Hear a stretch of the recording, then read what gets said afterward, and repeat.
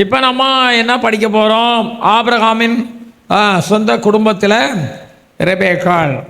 அதில் 4 டாபிக் படிக்க போகிறோம். ஆபிரகாம் ஈசாக்கின் சொந்தத்தில் பிறந்த ரெபேக்காள் என்று படிக்க போகிறோம். இப்போ பாருங்க, மணவாட்டி ரெபேக்காள்னு இந்த புஸ்தகத்துக்கு தலைப்பு. அப்படிதானே? மணவாட்டி ரெபேக்காள். அப்போ மணவாட்டி ஆகணும்னா ஈசாக்குடைய குடும்பத்தில் பிறந்தாதான் ஈசாக்குக்கு மனைவியாக முடியும். அதனால் அப்புறம் இது மாதிரி இயேசுவின் குடும்பத்தில் பிறந்தவங்க தான் இயேசுக்கு மணவாட்டியாக மாற முடியும். நீங்களாம் மறுபடி பிறந்துட்டீங்க, இயேசு கிறிஸ்துடைய குடும்பத்தில் பிறந்துட்டீங்க. பைபிளில் சொல்லியிருக்கல, அவரை விசுவாசிகள் எத்தனை பேர்களோ அத்தனை பேர்களும் தேவனுடைய பிள்ளைகளாகும்படி அதிகாரம் கொடுத்தார். அல்லேலூயா. பிறந்ததுனால, ஒரு குடும்பத்தில் பிறந்ததுனால அந்த குடும்பத்துக்கு சொந்தம். அப்படிதானே? அருமையானவர்களே, நீங்களாம் இயேசுடைய குடும்பத்தார். இயேசுடைய குடும்பத்தில் நம்மெல்லாம் பிறந்திருக்கோம். அதனால நாம் ஒரே தாயின் பிள்ளைகள். ஆமென் சொல்லுங்க. ஆமாம். அருமையானவர்களே, ஏன் சொந்தத்தில் சொன்னேன்னா, அதாவது ஈசாக்கு யாக்கோபிட்ட சொல்கிறாரு, நீ இந்த கானானிய பெண்களில் பெண் எடுக்காத, என்னுடைய பாரு உங்கள் அம்மாவுடைய சகோதரனுடைய வீட்டுக்கு போ, அங்கே போய் பெண் எடுத்துட்டு வாங்க போ, கர்த்தரால் ஆசீர்வதிக்கப்பட்டவரே உள்ளே வாரும்னு சொல்கிற ஊருக்கு போ, அப்படிப்பட்ட இடத்துல பொண்ணு எடுத்துட்டு வாங்க. ஏன்னா ஏசா பொண்ணு எடுத்தது பிள்ளைகளுக்கு எப்படி இருந்தது? அந்த ஈசாக்கு ரெபேக்காளுக்கும் மன நோவாக இருந்தாங்க. மதக்கம் அப்படி அதான் வேதனை உண்டாக்கும் வழி உண்டோ என்று பார்த்து நல்ல வழியில் நடத்தணும்னு பக்தர்கள் சொல்கிறார். அல்லேலூயா. அதனால் நம்ம ஆண்டுடைய சொந்தத்தில் பாருங்க, ஆபிரகாம் ஈசாக்கின் குடும்ப சொந்தத்தில் பிறந்த ரெபேக்காள். நீங்கள் அதை வாசிங்களேன். வாசிக்கும் போதே ஒரு சிரிப்பாக இருக்கும். நீங்கள் ஆதியாகமம் 22:22 வாசிக்கீங்களா? ஸ்தோத்திரம். வாசிக்கீங்களா? கேசாத், ஆசோ, பில்தாஸ், இத்லாப், பெத்துவேல் என்பவர்கள் பெத்துவேல் ரெபேக்காளை பெற்றான் என்று அறிவித்தான். அந்த 8 பேரை மில்காள் ஆபிரகாமுடைய சகோதரனாகிய நாகோருக்கு பெற்றாள். ரேயுமாள் என்று பெயர் கொண்ட அவனுடைய மறுமனையாட்டியோ இல்லைம்மா, அந்த அது அது குடும்பத்தில் பிறந்த ரெபேக்காள் சொல்லும் பொழுது அதில் மேலே வாசிங்க, 22 மேலே வாசிங்கன்னா, அந்த குடும்பத்தில் அவள் பிறந்தா அந்த அவர் ஒருத்தன் சொல்கிறான், ரெபேக்கா பிறந்திருக்கா சொல்லி சொல்கிறான். அதை வாசிக்கிறீங்களா? அந்த அது 22, 23, 24 வாசிங்க. கேசாத், ஆசோ, பில்தாஸ், இத்லாப், பெத்துவேல் என்பவர்கள் பெத்துவேல் ரெபேக்காளை பெற்றான் என்று அறிவித்தான். பெத்துவேல் ரெபேக்காளை பெற்றான் அறிவித்தான். அந்த 8 பேரை சரி, அதுக்கு முந்தின வசனத்தில் அந்த குடும்ப பெயர்கள்லாம் வருது. அது கூட நீங்க வாசிக்கலாம். குடும்ப பெயர்லாம் வருது. பூஸ், ஊஸ் இல்லைன்னா அவர்கள் யார் என்றால், முதற் பேரான ஊட்ஸே, அவன் தம்பியாகிய பூஸ். பூனைக்கு பெயரெல்லாம் கொடுத்துருக்காங்க போலுங்க. பூஸ், ஊஸ். அப்புறம் ஆரோமுக்கு தகப்பனாகிய கேமுவேல். சரி, இருக்கட்டும். இப்போ ரெபேக்கா யாருடைய குடும்பத்தில் பிறந்தாலாம்? ஆபிரகாம் குடும்பத்தில், ஆபிரகாம் ஈசாக்கு குடும்பத்தில் பிறந்தாள். அதனால தான் அவள் மணவாட்டியாக தகுதியானாள். கர்த்தர் கரெக்டாக கொண்டு விடுகிறான். இந்த ஆரம்ப செய்திகளை பார்க்கும் பொழுது அது குடும்பத்தில் பிறக்கிறது ரொம்ப முக்கியம். அதுபோல் இயேசுக்கு மணவாட்டியாக நாம் மாறணும்னா மறுபடி பிறக்கிறது மிக முக்கியம். ஒருவன் ஜலத்தினாலும் ஆவினாலும் பிறவாவிட்டால் தேவனுடைய ராஜ்யத்துக்குள்ளே போக முடியாது. அதனால் ஆரம்ப செய்திகள், ஆரம்பத்தில் கொஞ்சம் ரட்சிப்பு செய்திகள் அப்படி தான் போகும். நீங்கள்லாம் ரட்சிக்கப்பட்டு ஞானஸ்நானம் எடுத்து அபிஷேகம் பெற்று மறுபடி பிறந்து கர்த்தருக்குள்ளே இருக்கீங்க. நம்ம 4 பிறப்பு நமக்கு உண்டுன்னு நம்ம படிச்சிருக்கோம். மறுபடி பிறப்பு, ஜலத்தினால பிறப்பு, ஆவினால பிறப்பு, சியோனில் பிறப்பு. இந்த சியோனில் பிறப்பு தான் மணவாட்டி. தேவனுடைய சமூகத்தில் சியோனத்தில் காணப்படுவார்கள். பலத்தின் மேல் பலனடைந்து சியோனிலே தேவ சன்னிதானத்திலே காணப்படுவார்கள். அருமையா. அப்போ பிறப்பினாலே சொந்தம் சொல்லுங்கள். எதனாலே சொந்தம்? ஆமாம், பிறப்பினாலே சொந்தம். சரி, எதினாலெல்லாம் சொந்தம்னு சொல்லி பல பாயிண்ட்ஸுகளை படிக்கலாம். ஒரு சில பாயிண்ட்ஸை படிச்சுட்டு அடுத்த பாயிண்ட் இன்றைக்கி 4 பாயிண்ட் படிச்சுட்டு எல்லா நாளும் 9 மணிக்கு கூட்டம் முடிக்கணும். அப்புறம் 7 மணிக்கு செய்தி ஆரம்பிக்கணும். நீங்கள் லேட்டுன்னா உங்களுக்கு வேட்டு தான், செய்தி கிடைக்காது. அல்லேலூயா. போன தடவை நாம் படித்தோம்ல, ரூத்து அறுப்பு கால துவங்க முன்னாலே பெத்லெஹேமுக்கு வந்துட்டான்னு சொல்லி ஏலியரா வந்ததுனால எல்லா வயல்லாம் கதிர் பொறுக்க நாள் படித்தோம். இதுபோல் நீங்கள் ஏலியரா மீட்டிங் வந்தீங்கன்னா எல்லா பாயிண்ட்ஸும் நீங்கள் கேட்கலாம். லைவில் கேட்குறது வேறு, புக்கில் படிக்கிறது வேறு. நேரடியாக பார்க்கும்போது ஆவியானவர் நேரடியாக உங்களோட பேசுவார். 3 டேஸ்ட்டில் இருக்கும். சிலர் இந்த ஆன்லைன் போடுறதுனால நன்மை இருக்குது, தீமை இருக்குது. சில அருமையான சகோதர சகோதரிகள் ஆன்லைனில் பார்த்துட்டோம், பார்க்க மாட்டான். கொஞ்ச நேரம் பார்த்துட்டு சொந்தக்காரங்க வந்தால் டீ காப்பி போட்டு கொடுத்துட்டு அடுப்பு பற்ற வச்சுருப்பாங்க. அங்கே ஆன்லைன் ஓடிட்டுருக்கோம். அப்புறம் எப்போமாவது போட்டு பார்த்தா ஒரு மனமாக சபையிலேருந்து கேட்குற போல் எதுவும் வராது. ஆமேன்னு சொல்ல கைத்தட்டி தேவனுக்கு ஸ்தோத்திரம். அதனால தான் நீங்கள் எல்லாம் வந்திருக்கீங்க. வேத வசனத்தை நல்ல லைவில் தூரத்தில் கேட்குற அருமையான சகோதர சகோதரிகளுக்கு எங்களுடைய வாழ்த்தையும் அன்பையும் பாசத்தையும் தெரிவிக்கிறோம். அது வேற விஷயம். அல்லேலூயா. அதனால் பாஸ்டர் எப்படி தூரத்தில் இருக்கிற எங்களை எப்படி சொல்கிறாங்களேன்னு நினைக்கக்கூடாது. ஸ்தோத்திரம். அது ஒரு பாயிண்ட்ஸ் தான். ஆனால் நேரில் கேட்குற மாதிரி இருக்காது, அது உங்களுக்குமே தெரியும். அதனால் தயவுசெய்து நேரில் வந்துடுங்க. புக்கும் படிங்க, லைவும் பாருங்கள். எவ்வளோ தூரம் படிக்க சித்திரமும் கைப்பழக்கம் செந்தமிழும் நாப்பழக்கம் மாதிரி படிக்க அறிவு ஜாஸ்தியாகும். தேவனை பற்றி அறிகிற அறிவு தான் நித்திய ஜீவன். அது நமக்கு எல்லாருக்கும் தெரியும். சரி, இப்போ சொந்தம் எதனாலே உண்டாகுது? பிறந்ததுனாலே சொந்தம். சொல்லுங்கள். நம்ம இயேசுடைய ரத்தத்தினாலே மறுபடி பிறந்திருக்கிறோம். அல்லேலூயா. அவருக்குள்ளே மறுபடி பிறந்திருக்கிறோம். தேவனுடைய பிள்ளைகளே, ஆண்டவர் சொன்னார், நீ மறுபடி பிரவாட்ட தேவனுடைய ராஜ்யத்துக்குள்ளே போக முடியாதுன்னு. அவனுக்கு தெரில தாய் வயிற்றுக்குள்ளே போயிட்டு மறுபடி பிறக்க முடியுமான்னு. என்ன செய்யுது? சிலருக்கு மறுபடி பிறக்கிறதுனால என்னன்னு தெரில. அருமையானவர்களே, அது என்னன்னு கேட்டால் அது ஸ்தோத்திரம். தேவனுக்குள்ளே உங்களுடைய குறைகளை குற்றங்களை பாவங்களை அறிக்கையிட்டு விட்டு சுரத்தத்தினால கழுவப்பட்டு ஜீவஸ்தில் பேரதப்பட்டால் மறுபடி பிறந்த அனுபவம் உங்களுக்குள்ளே வந்துடுறது. அல்லேலூயா. கிறிஸ்துவுக்குள்ளே பிறந்த அனுபவம் வந்துடுது. சிலருக்கு அது தெரியல. சில கிறிஸ்தவ நண்பர்களுக்கு கூட அது தெரியல. சங்கடமாக தான் இருக்குது. நிக்கோதேமி கேட்ட மாதிரியே தான் இருக்குது. அதனால் மறுபடி பிறந்திருக்கிறேன் கிறிஸ்துவுக்குள்ளே, கர்த்தர் என்னை மறுபடி பிறக்க செய்திருக்கிறார் சொல்கிற தங்கங்களே ஒரு அல்லேலூயா சொல்லுங்க. அருமையான பேதுரு சொல்கிறார். என்ன சொல்கிறாரு? அழிவுள்ள வித்தினாலே அல்ல, அழிவில்லாத வித்தினாலே மறுபடி ஜெனிப்பிக்கப்பட்டிருக்கிற. ஜனனம்னா என்ன? பிறப்பு தான். ஜனனம்னா என்ன? தேவனுடைய வசனத்தினால நீங்கள் மறுபடி பிறந்திருக்கிறீர்கள். அப்படி பிறந்ததுனால ஆட்டுக்குட்டியாருடைய மனவாட்டியை நீங்கள் மாற முடியும். சொந்தம் இல்லாட்டா மாற முடியாது. அவருக்கு சொந்தமானதில் வந்தார். எழுத்தின்படி சொந்தமானவர்களோ அவரை தள்ளிவிட்டார்கள். ஆனால் அருமையானவர்களே, ஆனால் மறுபடியும் அவர்கள் திரும்பி வருவாங்க. அதுக்குள்ள காலங்கள் வந்துட்டுருக்கு. நாம் அவர்களை ஏற்றுக்கொள்ளாதனால நாம் புறஜாதி, உலக பிரகாரமாக புறஜாதிகளாக நாம் ஆண்டவரை ஏற்றுக்கொண்டதுனால ஆபிரகாம் சந்ததியாகிய ஈசாக்கு யாக்கோபு சந்ததியாகிய அவர்களை பார்க்கலும் நாம் இயேசு கிறிஸ்துடைய சந்ததியாக இருக்கிறோம். அவர்கள் எல்லாரும் ஆபிரகாமுடைய ரத்தத்தில் பிறந்தவர்கள், நாம் எல்லாரும் இயேசுவின் ரத்தத்தில் பிறந்தவர்கள். அல்லேலூயா. ஸ்தோத்திரம். அவருக்குள் பிறந்ததுனாலே சொந்தம் என்று உங்களுக்கு சொன்னேன். பிறப்பினாலே சொந்தம். எபிரேயரில் பாருங்கள், படிக்கலாம் 9:12 இரத்தத்தினாலே சொந்தம். யாத்திரையாகமம் 4:25-26. பிறப்பு எதனாலே உண்டாகிறது? இரத்தத்தினாலே. பாருங்க, இரத்தத்தினாலே.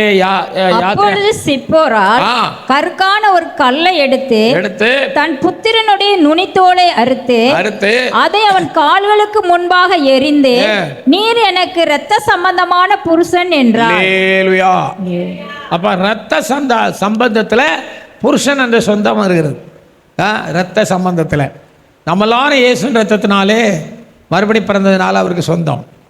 அது எல்லாம் ஒன்றா தான் வரும். பிறந்ததுனாலே சொந்தம். எதனாலே பிறந்தோம்? அவர் ரத்தத்தினாலே. அப்போ பாருங்கள், இப்போ ஒரு தாய் பிள்ளைகள் ஒரே ரத்தத்தில் பிறந்தவர்கள்னு சொல்லுகிறோம். ஆனால் குரூப்பை நான் சொல்லலை. ரத்தத்தோட பிளட் குரூப் ஒவ்வொரு ஆளுக்கும் வித்தியாசமாக இருக்கும். அது வேறு விஷயம். அல்லேலூயா. அதனால் அருமையானவர்களே, ஒரே தாயின் பிள்ளைகள், ஒரே தகப்பனுடைய பிள்ளைகள் அந்த இரத்தத்துக்கு சம்பந்தமாக இருக்கிறார்கள்.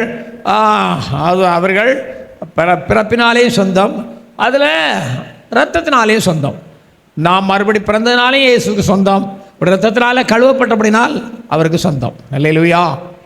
சொந்தத்தில் பெண் எடுத்ததுனால ஆபிரகாம் அப்படித்தான் செய்யணும், சத்தியம் பண்ணி கொடு எலியேசிட்ட சொன்னார். அப்படியே அவர் போனார், அதை சொந்தத்தில் தான் செய்தார். அதனால் அவருடைய சொந்தத்தை நம்ம கேன்சல் பண்ணிடக்கூடாது, அவருடைய ரத்தத்தை கேன்சல் பண்ணிடக்கூடாது. எப்படின்னு கேளுங்கன்னா, சிலர் சொந்தத்தில் பிறந்தும் பாருங்கள், யூதாசை பாருங்கள், சொந்தத்தில் பிறந்தும் சொந்தம் இல்லாமல் போயிட்டான், இயேசுவை மறுதளிச்சு. அதனால் பிறந்ததெல்லாம் நல்லது தான், கடைசி மட்டும் அந்த சொந்தத்தை காத்துக்கொள்ளணும். இயேசு என் சொந்தம்னு சொல்லி அழகாக பாட்டெல்லாம் பாடுறோம். பிறப்பினாலே சொந்தம், ரெண்டாவது இரத்தத்தினாலே சொந்தம்னு சொன்னேன். அப்புறம் 1 கொரிந்தியர் 6, 20, 7, 23 இந்த வசனங்கள்லாம் படிச்சிங்கன்னா என்ன பாருங்கள், விலைக்கரையம் கொடுத்து வாங்கினால சொந்தம்.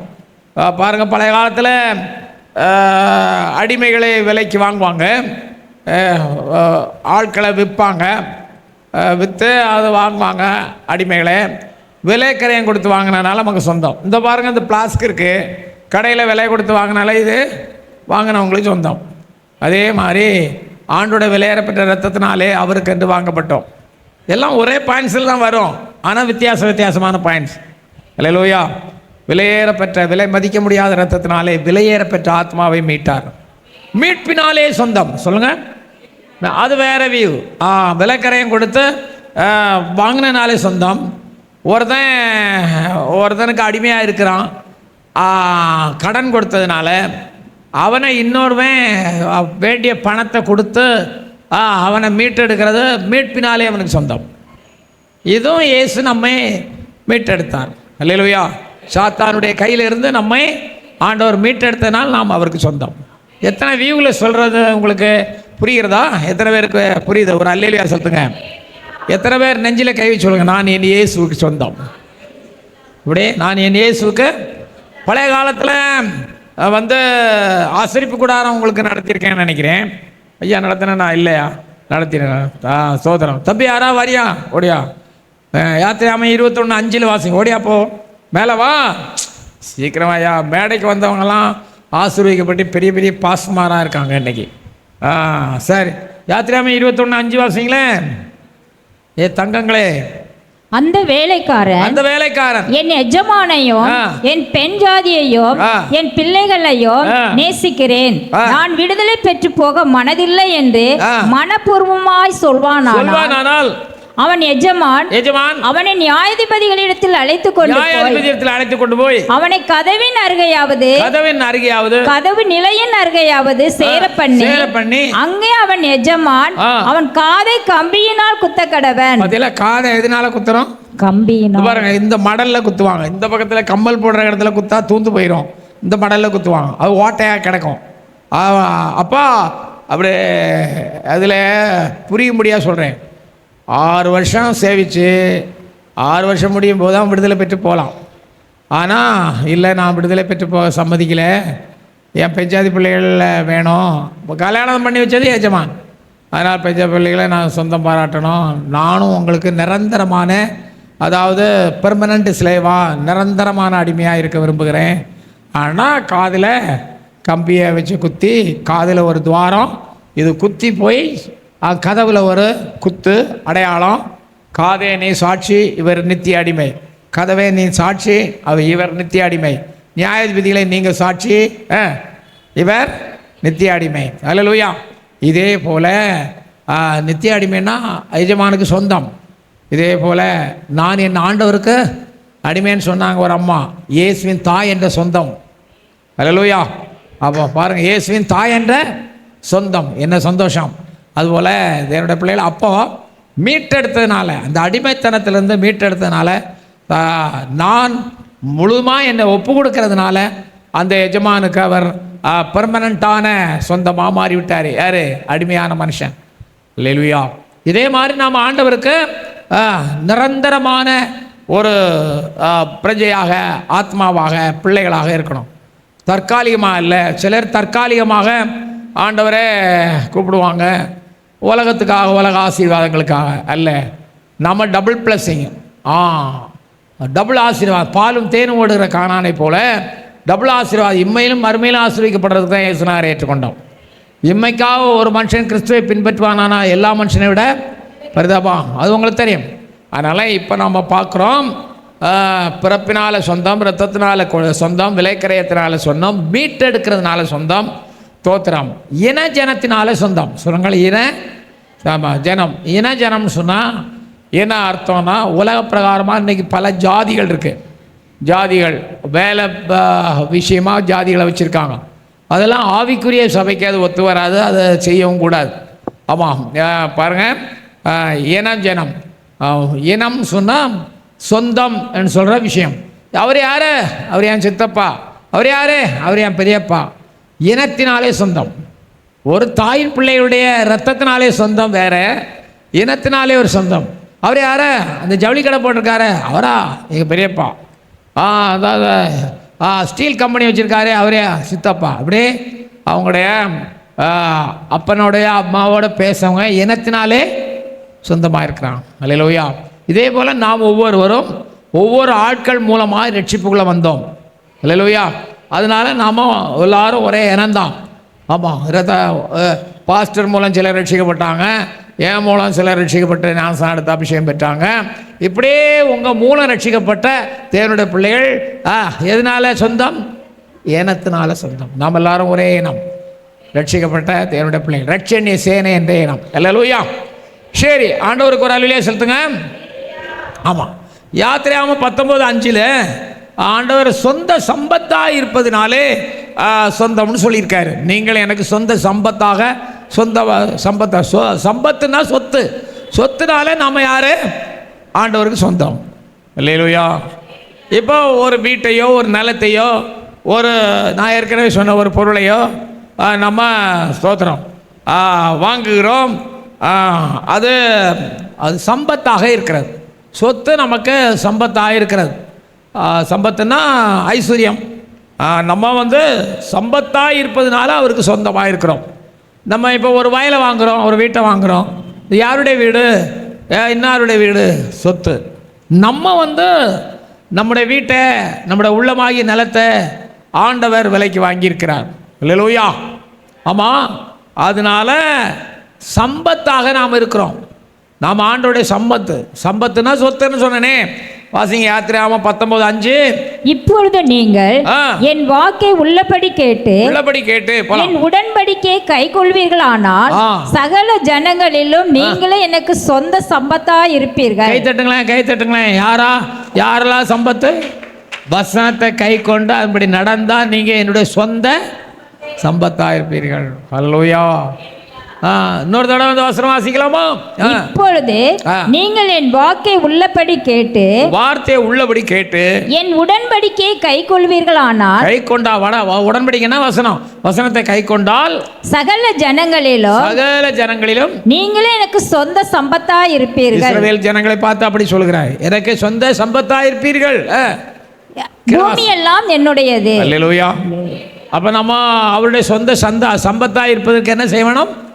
அவருடைய சொல்ல கேட்டு நடக்கணும். இப்படி ஆண்டுடைய உடன்படிக்கைப்படி, வசனத்தின்படி நம்ம நடக்கணும். அல்லேலூயா. சரி, சம்பத்தாக இருப்பதுனால சொந்தம் என்று சொல்லி உங்களுக்கு சொன்னேன். அப்புறம் சந்ததியாக இருப்பதுனாலே சொந்தம்.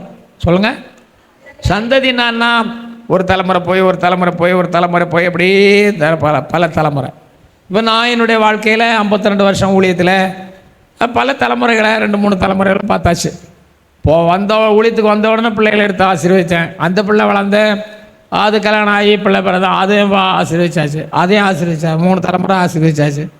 அப்போ அதாவது அது எதனால சொந்தம்? சந்ததியாக நாம் கிறிஸ்துடைய சந்ததிகள் என்று வேதம் சொல்லுகிறது.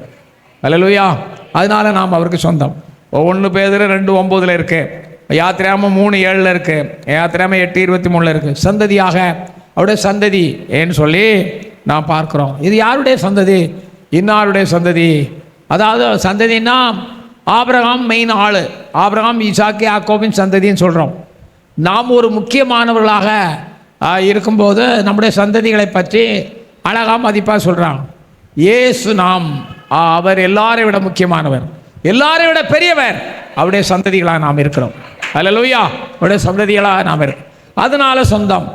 சரி, இன்னும் பாருங்கள், நிறைய விஷயத்தினால நாம் சொந்தம் என்று சொல்லலாம். சரி, இந்த பாயிண்ட்ஸே சொல்லிட்டு இருந்தால் நம்ம அடுத்த பாயிண்ட்ஸ் போக முடியாது. ரெண்டாவது தலைப்பு நம்ம புஸ்தகத்தில் பார்க்கும்போது சந்தோஷமான செய்தியாக முன்னறிவிக்கப்பட்ட ரெபெக்கா. சகோதர சகோதரி லேட்டாக வந்தவங்க யாராவது இருந்தீங்கன்னா, நீங்கள் இந்த புஸ்தகத்தை வாங்கணுன்னா கை தூக்குனீங்கன்னா உங்களுக்கு கொடுக்கப்படும். காசு இருந்தால் நீங்கள் 100 ரூபாய் கொடுத்து வாங்கலாம்.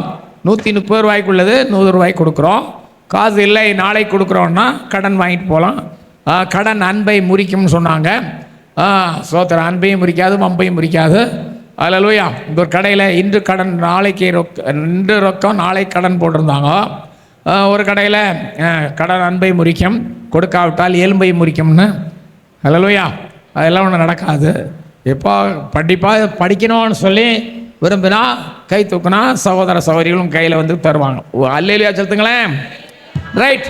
இப்போது சந்தோஷமான செய்தியாக முன் அறிவிக்கப்பட்ட ரெபெக்காள் என்று சொல்லி அங்கே சொல்லப்பட்டிருக்கிறது என்பதை பார்க்கிறோம். அந்த நம்ம ஆதியாகமம் 22 20 22 வரை வாசித்தோம். பாருங்க, அந்த ஒருவன் ஆபிரகாமிடத்தில் வந்து, வாசிக்கிறீங்களா? இந்த காரியங்கள் நடந்த பின்பு ஒருவன் ஆபிரகாமிடத்தில் வந்து மில்காலும் உன் சகோதரனாகிய நாகோருக்கு பிள்ளைகளை பெற்றாள்.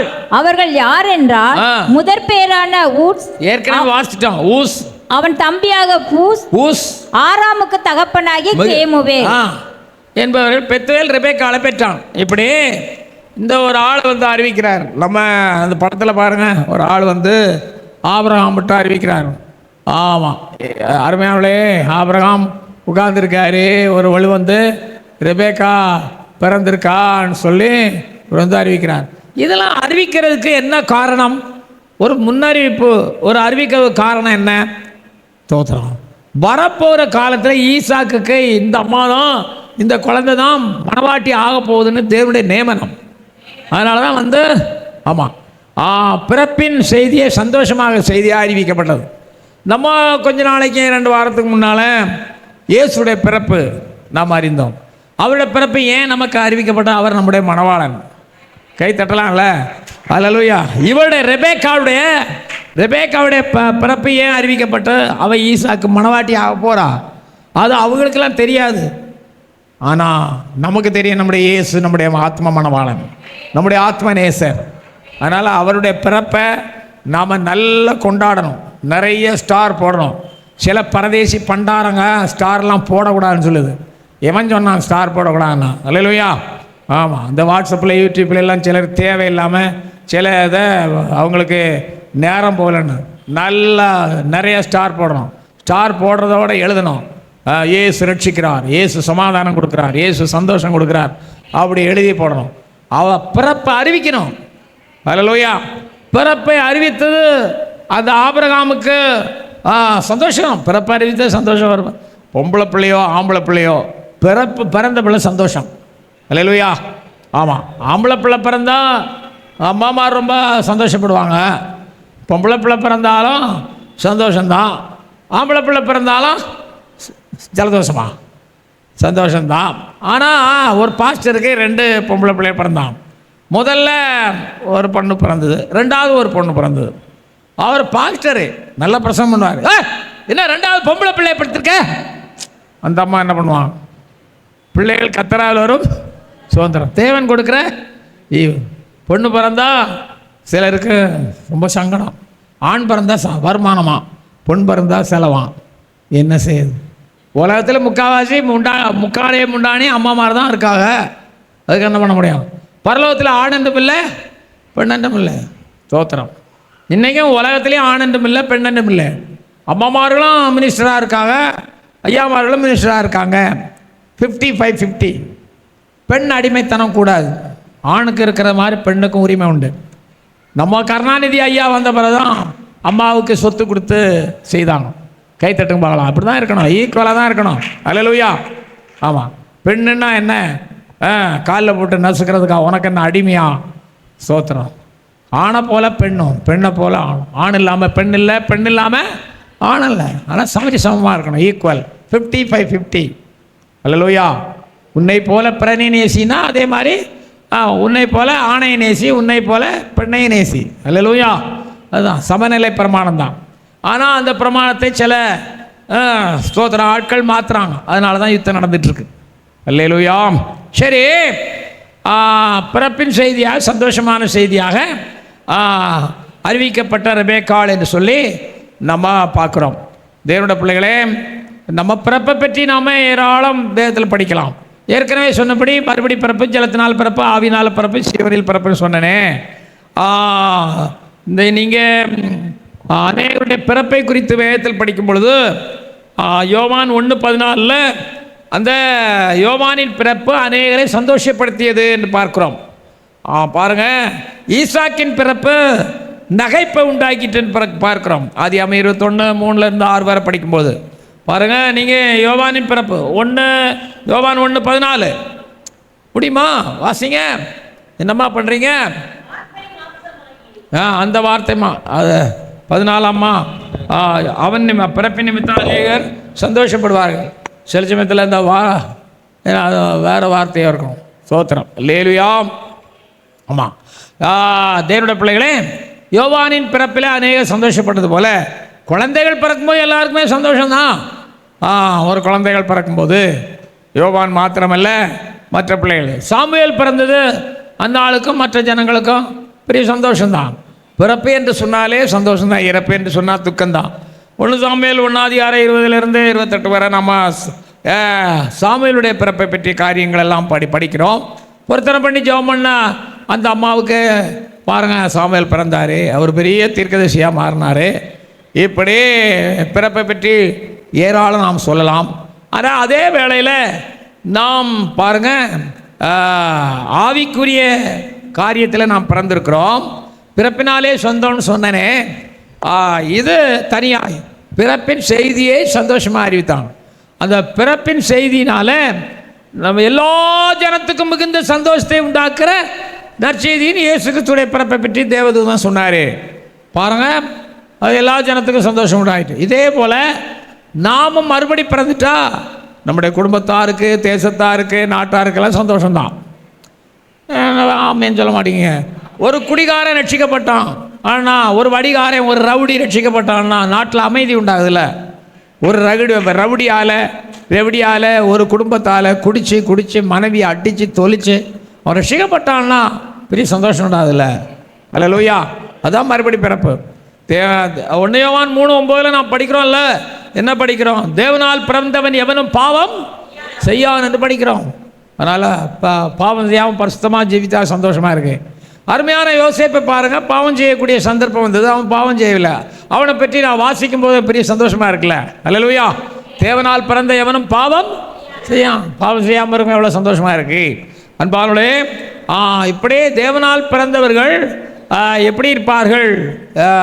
பிறப்பின் நற்செய்தி, அந்த நல்ல செய்தி, ரெபெக்கா பிறந்தாள் என்று சொல்கிற ஒரு நற்செய்தியை அந்த மனுஷன் ஆபிரகாமுக்கு அறிவித்தான். ஆபிரகாம் அழுதிருக்க மாட்டார், கண்டிப்பாக சந்தோஷப்பட்டு சிரிச்சிருப்பார் என்பது சந்தோஷமான செய்தியாக பிறப்பு முன்னறிவிக்கப்பட்டது என்பதாக நான் பார்க்குறோம்.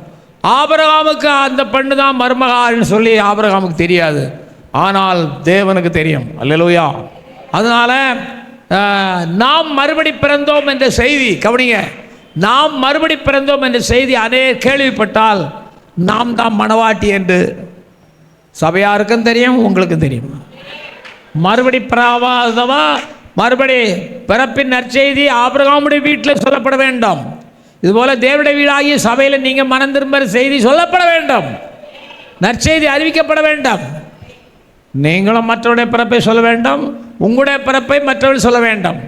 அப்படி அறிவித்த அந்த பெண்மணி தான் மணவாட்டியாக மாறும். யார் மணவாட்டி?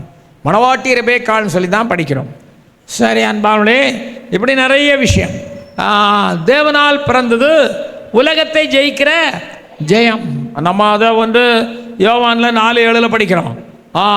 ஜெய ஜீவியம் செய்கிறவர்கள், எதுலேயும் ஜெயிக்கிறவர்கள் ஜெயித்து விட்டார்கள் சொல்லி ஜெயம் பெறும்போது சந்தோஷமாக தானே இருக்கு.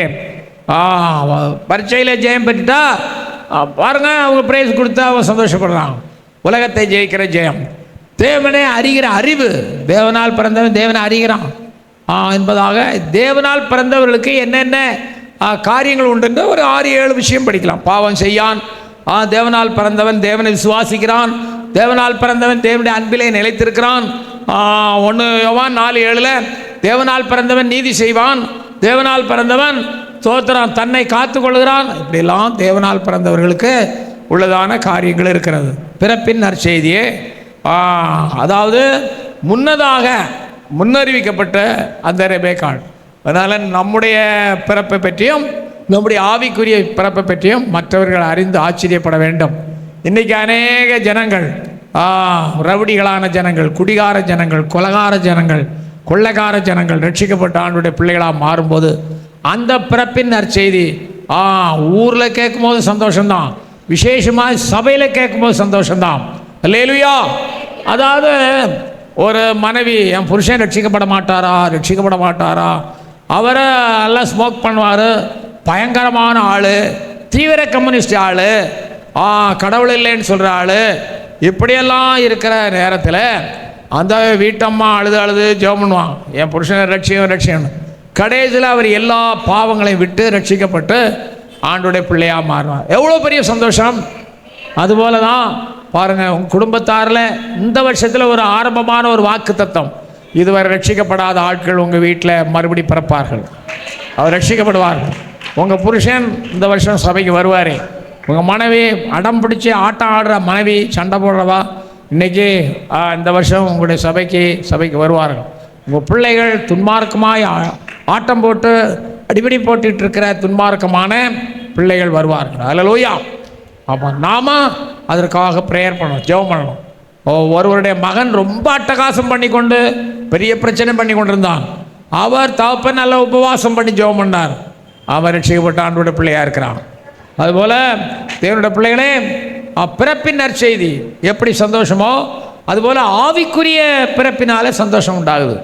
அதனால் இந்த வருஷத்தில் ஆரம்பத்திலேயே நீங்கள் இதுவரை ரட்சிக்கப்படாத மறுபடி பிறக்காத ஆளுகளுக்காக கண்ணீரோடு ஜெபம் பண்ணுங்க, உங்களுடைய கண்ணீர் வீண் போகாது. ஆமென், ஸ்தோத்திரம். அன்பானவர்களே, இந்த வருஷம் ஆரம்பத்தில் அடுத்த டிசம்பரில் நீங்கள் என்ன செய்யணும், ஒரு என்னால் ரட்சிக்கப்பட்ட ஒரு இந்த சுவிசேஷம் சொல்லி ரட்சிக்கப்பட்ட ஒரு மறுபடி பிறந்த ஒரு ஆத்மாவை கொண்டு வரணும். அல்லேலூயா. அது சபைக்கு ஒரு பிறப்பின் நற்செய்தி நன்றாக இருக்கும். எப்படி இன்னைக்கு ஜனவரி, இப்போ ஜனவரி மாதம் ஓடுது, இன்னும் 10, 11, 12 மாதம் போகும்போது டிசம்பர் வருது.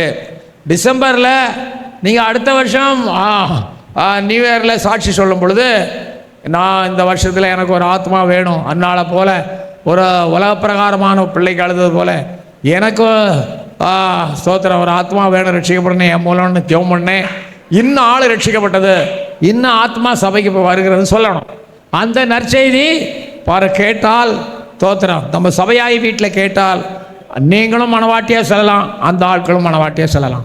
பிறப்பின் நற்செய்தியை அறிவிக்கப்பட்ட ரெபேக்காள், அவருடைய பிறப்பின் நற்செய்தி அறிவிக்கப்பட்ட. நீங்கள் இயேசுடைய பிறப்பை பற்றி எத்தனை பேருக்கு அறிவிக்கிறீங்க என்பதை பற்றி மனதில் வைத்துக் கொள்ளுங்கள். சிலர் ஆண்டவரை பற்றி சொல்லவே மாட்டான், ஆண்டவரை பற்றி அதிகமாக சொல்லணும், சொன்னால் தான் ஆத்மாக்கள் ரட்சிக்கப்படும். ஆண்டவரை பற்றி மற்றவர்களுக்கு சொல்லும் பொழுது ஆத்மாக்கள் ரட்சிக்கப்பட்டு கர்த்தருடைய வழியிலே வருவார்கள். நாங்களாம் ரட்சிக்கப்பட்ட காலத்தில் பாருங்கள், கொரியா தேசத்தில் ஒரு வழக்கம் என்னன்னா, ஒரு ஆத்மா ரட்சிக்கப்பட்டு ஞானஸ்தானத்துக்கு வரணும்னா அந்த ஆத்மா இன்னொரு ஆத்மாவை ரட்சிப்புகளை நடத்தினா தான் அவருக்கு ஞானஸ்தானமா. அந்த மாதிரிலாம் நம்ம சபையில் கொடுத்தா எத்தனை பேர் வருவாங்க? நீ ரட்சிக்கப்பட்டு ஞானஸ்தானம் நீ எடுக்கணும்னா நீ ஒரு ஆளை ரட்சிப்புகளை நடத்தியிருக்கணும், அப்போ தான் நீ ரட்சிக்கப்பட்டிருக்கன்னு தெரியும்னு சொல்லி அவர் ஒரு ஆளை நியாயத்தை நீங்கள் தான் இருக்கிறீங்க, ஒரு ஆத்மாவை ரட்சிப்புகளை கொண்டு வந்து கர்த்தர்களை கொண்டு வரும்போது தான் அவருக்கு ஞானஸ்தானம் கொடுப்பாங்களாம். அப்படி ஒரு காரியம் கொரியா தேசத்தில் கிறிஸ்தவ ஆவிக்குரிய சபையிலே இருக்கிறது. நீங்கள் அப்போ இந்த வருஷத்துக்குள்ளே ஸ்தோத்திர ஞானஸ்தானம் எடுத்தவங்களோ எடுக்காதவங்களோ ஒரு பிறப்பின் நற்செய்தியை இந்நாள் என்ன பவுல் அப்போஸ்தலன் சொல்கிறார்ல, பெனிக்கே சமாரியா நாட்டின் வழியாக சகோதரர் மனம் திரும்பிய செய்தியை அறிவித்து மிகுந்த சந்தோஷத்தை உண்டாக்கணும்னு எழுதியிருக்கு. ஹல்லேலூயா. அதுபோல நீங்களும் அந்த பிறப்பின்னர் செய்தி அறிவித்த அந்த சகோதரனை போல சபைக்கு நீங்கள் அறிவிக்க வேண்டும், மற்றவர்களுக்கு அறிவிக்க வேண்டும். இன்னும் இப்போ நம்ம தோத்திரம் வேதத்தில் பல சந்தோஷங்கள் இருக்கு. தேவனுடைய பிள்ளைகளே, தோத்திரம் சாமுவேல் பிறப்பு, மனம் திரும்பிய அப்போஸ்தலர் 15:3 நான் இப்போ சொன்னேனே அந்த சந்தோஷம். சரி, நாம் மறுபடி பிறந்தோம். மறுபடி பிறந்த நாம் ஸ்தோத்திரம் அந்த மனம் திரும்புவதற்கு ஏற்ற கனிகளை நாம் கொடுக்கணும். ஒரு குழந்தை பிறந்தால் அந்த குழந்தை நாளொரு வண்ணம் பொழுதொரு மேனியாக வளர்ந்து அது மணவாட்டி என்ற நிலைமைக்கு அந்த பெண் குழந்தை வளர்கிறது, பூரண வளர்ச்சி அடைகிறது. இதே போல் ஆவிக்குரிய ஜீவியத்தில் பிறந்தால் மட்டும் போதாது, கரளை செடிகளைப் போல இருக்கக்கூடாது, வளர்ந்து திருமண பிராய பக்குவத்துக்கு வளர வேண்டும். பின்னாலே உங்களுக்கு சொல்வேன். அருமையானே, ஒரு பிள்ளை பிறந்தது முதல் அதற்கு வளர்ச்சியே இல்லை, மூளை வளர்ச்சியும் இல்லை, ஒன்றும் இல்லை. சாப்பிடும், ஆனால் கையெடுத்து சாப்பிடாது, சாப்பாடு ஊட்டணும். தொட்டிலேயே கிடந்தது. அந்த குழந்தைக்காக ஜெபம் பண்ணும்படி என்னை அழைத்தார்கள். நான் போனேன். எதுக்காக ஜெபம் பண்ணணும்னு. 12 வருஷம் இந்த குழந்தை இப்படியே தான் கிடக்கு, வளர்ச்சியே இல்லை, ஒன்றும் இல்லை, கஷ்டமாக இருக்குது. அது கடமையாக அது செய்ய முடியல. அதனால் இந்த குழந்தைய இது வளர்ச்சி இல்லாதனால இந்த குழந்தைய ஆண்டவர் எடுத்துக்கொள்ளும்படியாக ஜெபம் பண்ணுங்கன்னு சொன்னான். என்ன செய்ய, நம்ம சபையிலையும் அப்படி தான் செய்ய வேண்டியிருக்கு. வளராத வேத வாசிப்பில் வளர்ச்சி இல்லை, ஜெபஜீவியத்தில் வளர்ச்சி இல்லை, ஆண்டவரை தேடுறத வளர்ச்சி இல்லை, ஆத்மாதாயத்தில் வளர்ச்சி இல்லை. வளர்ச்சி இல்லாத குழந்தைய எடுத்துக்கொள்ளும். கனி கொடாத மரத்தை வெட்டுபடியாக எஜமான் சொன்னார். ஆனால் வேலைக்காரனோ இந்த ஒரு வருஷமும் இருக்கட்டும்னு சொன்னது போல கர்த்தர் இந்த ஒரு வருஷம் நமக்கு தவணையாக கொடுத்துருக்கலாம். அதனால் மிகுந்த கனிகளை கொடுங்கள் தேவனுடைய பிள்ளைகளே. ஆனால் இல்லாட்டா ஸ்தோத்திரம் எடுக்க சொல்லி நம்ம ஜெபம் பண்ணலாமா பார்த்துங்க. அப்போ அவ்வளோ வெறுப்பாயிருது வளர்ச்சி இல்லாமல். அதுவா பிறந்து மாத்திரமல்ல, கர்த்தருக்குள்ளே வளர வேண்டும். அல்லேலூயா. சரி, இப்போ நம்ம 3வது குறிப்புக்குள்ள போலாமா? ஈசாக்குக்கென்று மணவாட்டியாக முன் தெரிந்து கொள்ளப்பட்ட ரெபெக்காள். ஈசாக்குக்கென்று மணவாட்டியாக முன் தெரிந்து கொள்ளப்பட்ட ரெபெக்காள் என்று படிக்கிறோம். முன் தெரிந்து கொள்ளப்பட்டாள் என்று சொல்லி பார்க்கிறோம். அல்லேலூயா. அருமையானவர்களே, நம்ம 4வது ஈசாக்கு நியமிக்கப்பட்ட ரெபெக்காள், அதையும் நாம் படிக்க போகிறோம். இப்போ ஈசாக்கு மணவாட்டியாக முன் தெரிந்து கொள்ளப்பட்டார். நம்ம தெரிந்து கொள்ளப்பட்டவர்கள் என்பதை நாம் பார்க்கலாம். தெரிந்து கொள்ளப்பட்டதில் பேசுனா அது மணிக்கணக்காக பேசிட்டே போகலாம். நீங்களாரும் தேவனால் தெரிந்து கொள்ளப்பட்டவர்கள். ஹல்லேலூயா. தெரிந்தெடுத்தார் தம்முடைய மகிமைக்கென்றே என்று பாடுகிறோம். எப்படி சொல்லுங்க? தெரிந்தெடுத்தார் மகிமைக்கென்றே. எதுக்காக தெரிந்து கொண்டாருன்னா நிறைய விஷயத்துக்காக தெரிந்து கொண்டார். வெளிப்படுத்தல் 17:14 வாசித்தீங்கன்னா அவரோட கூட நாம் இருக்கும்படியாய் தெரிந்து கொண்டார். பாருங்க, தெரிந்து கொள்ளப்பட்ட ரெபெக்காள் என்று சொல்லி நீங்கள் பார்த்தோம். பாருங்க, ஈசாக்கு கொண்டு மணவாட்டியாக முன் தெரிந்து கொள்ளப்பட்ட ரெபெக்காள். ஆபிரகாம் இடத்துல பெத்துவேல் ரெபெக்காளை பெற்றான் என்றால் முன் அறிவிக்கப்பட்டது. இப்போ நாளைக்கு மணவாட்டியாக ஈசாக்கு வரப்போகிறான்னு சொல்லி முன்னறிவிக்கப்பட்டது போல தெரிந்து கொள்ளப்பட்ட அந்த ரெபெக்காளாக அவள் காணப்படுகிறாள். ஆனால் அந்த குடும்பத்துக்கோ தெரியாது. 2 பேதுரு 1:10 வாசிங்க. 2 பேதுரு 1:10 வாசிக்கும் போது, ஆகையால் சகோதரரே, உங்கள் அழைப்பையும் தெரிந்து கொள்ளுதலையும் உறுதியாக்கும்படி உங்களை அழைப்பையும் இருங்கள். தெரிந்து கொள்ளுதலையும் உறுதியாக்கும்படி ஜாக்கிரதையாக பாருங்க. நம்ம ஆண்டவர் தெரிந்து விட்டா அதை உறுதிப்படுத்திக் கொள்ளணும். தேவனுடைய பிள்ளைகளே, நம்மளே ஆண்டவர் தெரிந்து கொண்டிருக்கிறார். எதுக்காக தெரிந்து கொண்டார்னு உங்களுக்கு சொல்கிறேன். ஆனால் அழைப்பையும் தெரிந்து கொள்ளுதலையும் உறுதிப்படுத்திக்கணும். பாருங்க, அநேகர் உறுதிப்படாமல் போயிடறாங்க, உறுதி இல்லாத ஜீவியமாக இருக்கிறாங்க. நீங்கள் உறுதிப்படுத்தி கொள்ளணும். லேலுயா. தெரிந்து கொள்ளப்பட்டதுன்னா ஒரு விஷயம் சொல்லட்டுமா? ஆண்டவர் சொன்னார், பரலோக ராஜ்யம் வலைக்கு, மீன் பிடிக்கிற வலைக்கு ஒப்பாக இருக்கிறது. வலையை போட்டாங்க, இழுத்தாங்க, எக்கச்சக்கமான பொருட்கள் அதில் வந்தது. நண்டு, நத்தை, தேவையில்லாதது, தேவை உள்ளது எல்லாம் வந்தது. பாம்பு, எல்லாம் வரலையா? இழுத்து கரையில் போட்டான். அவர் எழுத்து கரையில் போட்டு தெரிந்து கொண்ட மீன். சொல்லுங்க. அதுபோல் ஆண்டவர் எழுத்து கரையில் போட்டு சில ஆட்களை தெரிந்து கொண்டார். அந்த ஆட்கள் தான் நீங்கள். கைத்தட்டி தேவனை சோத்திரம். அல்லேலூயா. ஆகவே தெரிந்து கொள்ளப்பட்ட, மற்றவே கடலில் தூக்கி எறிஞ்சிட்டான். தெரிந்து கொள்ளப்பட்டவர்களாக நம்ம இருக்கணும். சரி, நம்மெல்லாம் உலகத்தில் இந்த எம்ப்ளாய்மெண்ட் என்னங்க, எம்ப்ளாய்மெண்ட்டில் பதிவு செய்கிறோம். எனக்கு என்ன வேலை, என்ன படிப்பு இருக்குது, எனக்கு என்ன வேலை வேணும்னு பதிவு செய்கிறோம். அந்த எம்ப்ளாய்மெண்ட் ஆட்கள் வருஷத்துக்கு ஒருக்கா அதை நாம் புதுப்பிச்சுக்கிட்டே வரோம். நமக்கு இந்த வேலை வேக்கன்சி கிடைக்கும்போது அவர்கள் இன்டர்வியூவுக்கு கார்டு அனுப்புவாங்க. கார்டு அனுப்புனா நம்ம அட்டன் பண்ணி அதை பரீட்சையில் போய் எழுதிட்டு வரணும். அவர்கள் சில சமயம் செலக்ட் பண்ணுவாங்க, தெரிந்து கொள்வாங்க.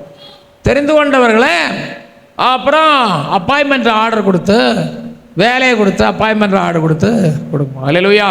தெரிந்து கொள்ளப்படாதவர்கள் வேலைக்கு அப்பாயின்மெண்ட் ஆர்டர் வராது. அப்படிதானா? யாரை தெரிந்து கொள்கிறார்? பதிவு செய்தவர்கள். எம்ப்ளாய்மெண்ட் உலகத்தில் அரசாங்கத்துக்கு தெரியும் வேலை இல்லாமல் ஆயிரக்கணக்கான பேர் இருக்கிறார்கள் என்று. யார் யார் எம்ப்ளாய்மெண்ட்டில் பதிவு செய்கிறார்களோ அவர்களுக்கு தான் அரசாங்கம் வேலை கொடுக்க முடியும். ஜீவ புஸ்தகத்தில் பெயர் எழுதப்படாதவனா காணப்பட்டவன் எவனோ அக்னி கடலில் தள்ளப்பட்டான். அப்போ நம்ம பதிவு செய்யணும். அந்த பதிவு செய்கிறது தான் ஆத்மா ரட்சிப்பை பெற்றுக்கொள்கிறதான காரியம் என்று உங்களுக்கு சொல்கிறோம். அப்புறம் அவன் பதிவு செய்த பிறகு என்ன பதிவு செய்வான்? நான் இவ்வளோ படிச்சிருக்கேன், என்ன வேலை வேணும்னு. அவங்களாம் வேக்கன்சி வர வர பார்த்துட்டே இருப்பாங்க. ஆனால் பரலோகத்தில் நிறைய வேக்கன்சி இருக்குது. நீ சொல்ல மாட்டீங்களே.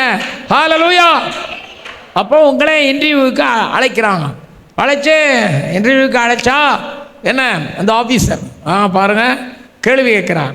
எப்படி சொல்லுங்கள்? கேள்வி கேட்குறார். அதுக்கு நல்ல பதில் சொல்லி கரெக்டாக இருந்தீங்கன்னா பாஸ், செலக்டட்னு சொல்லுவான். அப்புறம் வேலை வேக்கன்சி வரும்போது அப்பாயின்மெண்ட் ஆர்டர் கொடுப்பான். அல்லேலூயா. எனக்கு ஒரு சிரிப்பான சம்பவம் ஞாபகம் வருது.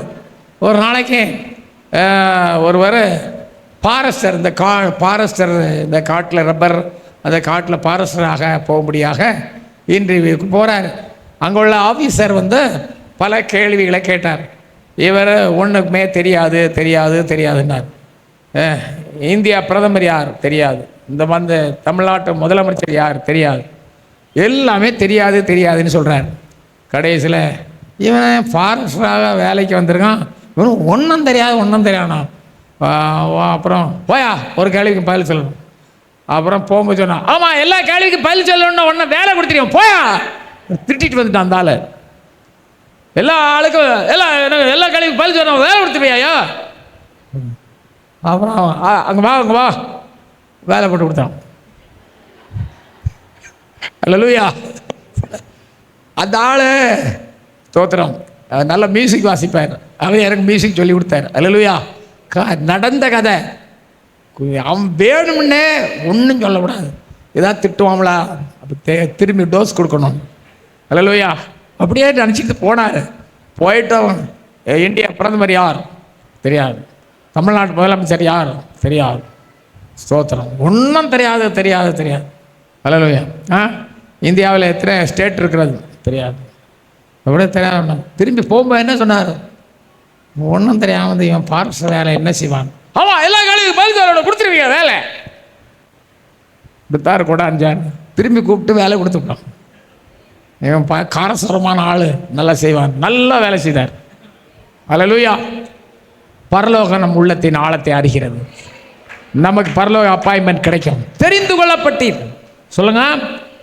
ஆமாம். நண்டு, நத்தை, பூரம், தவளை, மாக்கான் எல்லாம் தூக்கி எரிஞ்சாச்சு கடலில். நீங்கள் செலக்டட் பீப்புள். தேவன் என்னை அவரோடு இருக்கும்படி தெரிந்து கொண்டிருக்கிறார் சொல்லி விசுவாசிக்கிறவர்கள் அல்லேலூயா செலுத்துங்கள். அவரால் நீங்கள் தெரிந்து கொள்ளப்பட்டபடினால தான் இங்கே உட்காந்துருக்கீங்க. இல்லைன்னா தெருவில் உட்காந்துருப்பீங்க, இல்லைன்னா கள்ளுச்சாராய கடையில் உட்காந்துருப்பாங்க, சிலர் சினிமா கொட்டையில் உட்காந்துருப்பாங்க, சிலர் தேவையில்லாத இடத்துல உட்காந்துருப்பாங்க. தேவையானது ஒன்றே, மரியாள் தன்னை விட்டு ஈடுபடாத அந்த தேவனுடைய பாதத்தில் வந்திருக்கீங்க.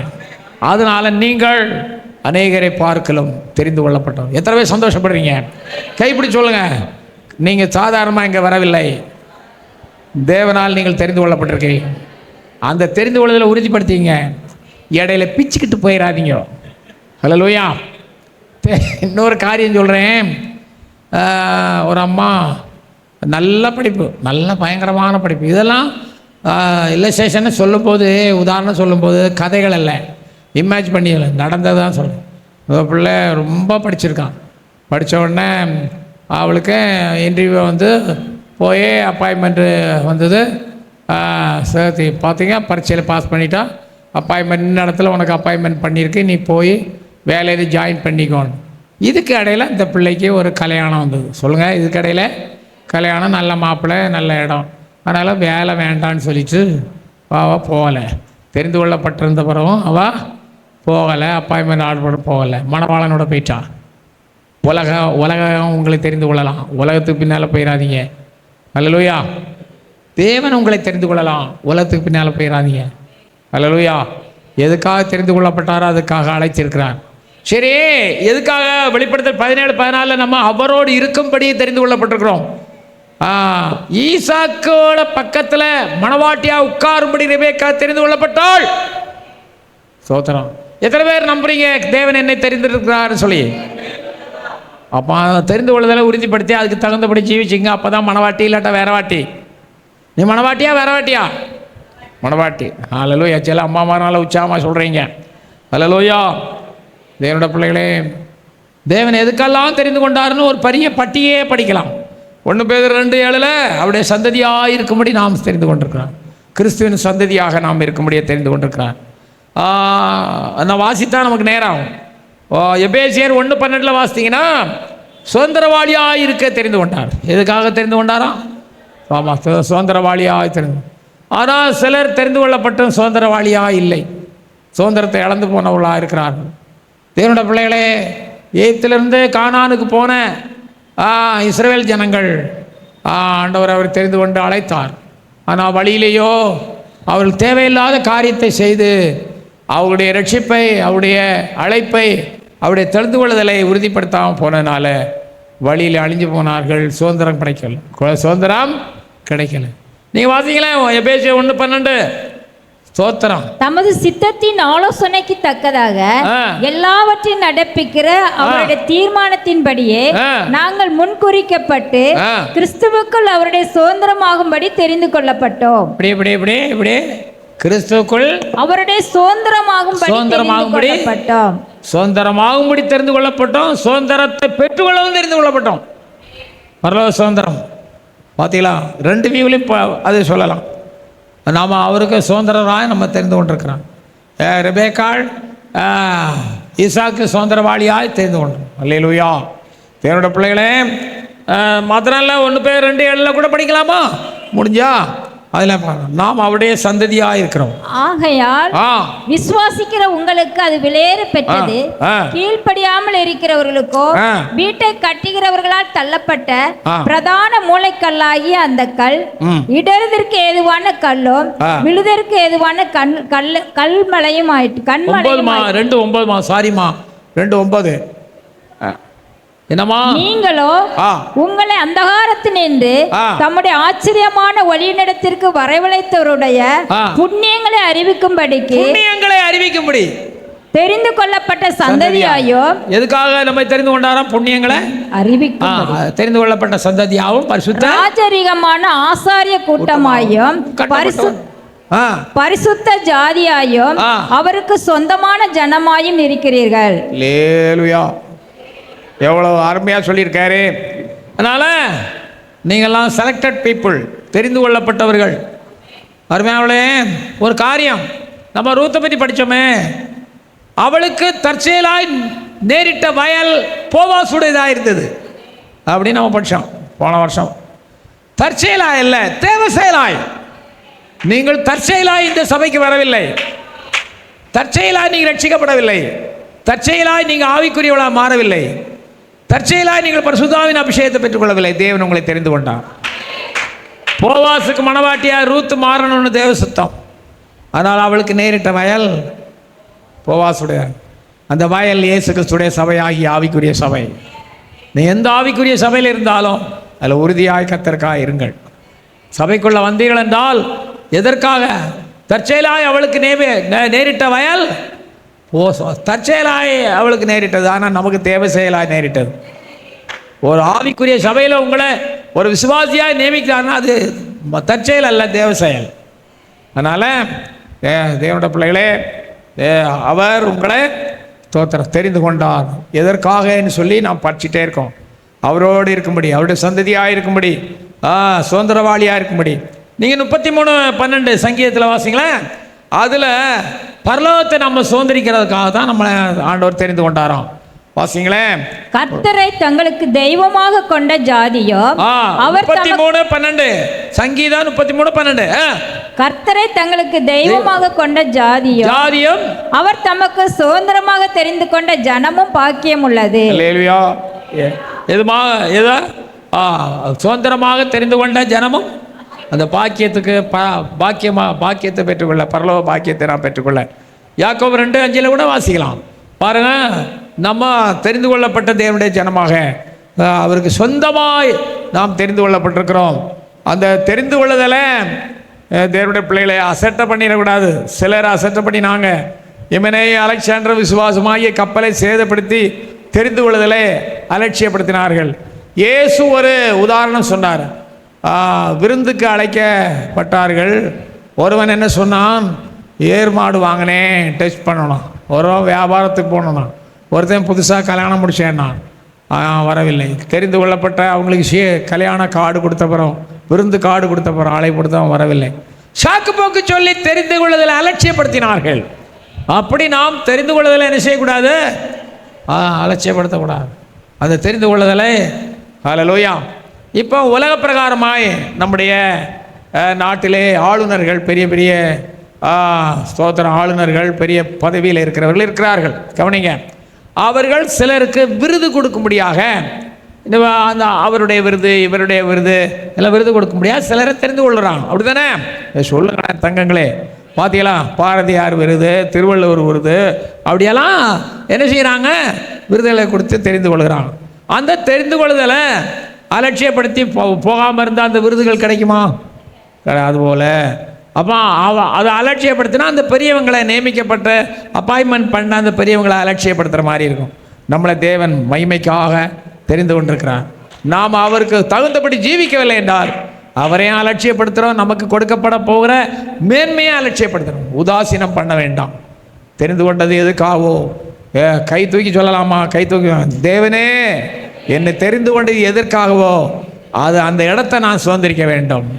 அந்த இடத்தை சுதந்திரிக்க வேண்டும். அதற்காக ரெபேக்காள் கரெக்டாக போய் சேர்ந்துட்டான். அல்லேலூயா.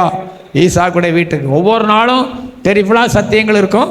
இன்றைக்கி ஒரு நாளோடு முடிச்சுக்கிடுவோம், அடுத்த நாள் விறுவிறுன்னு எல்லாம் போயிட்டே இருக்கும்.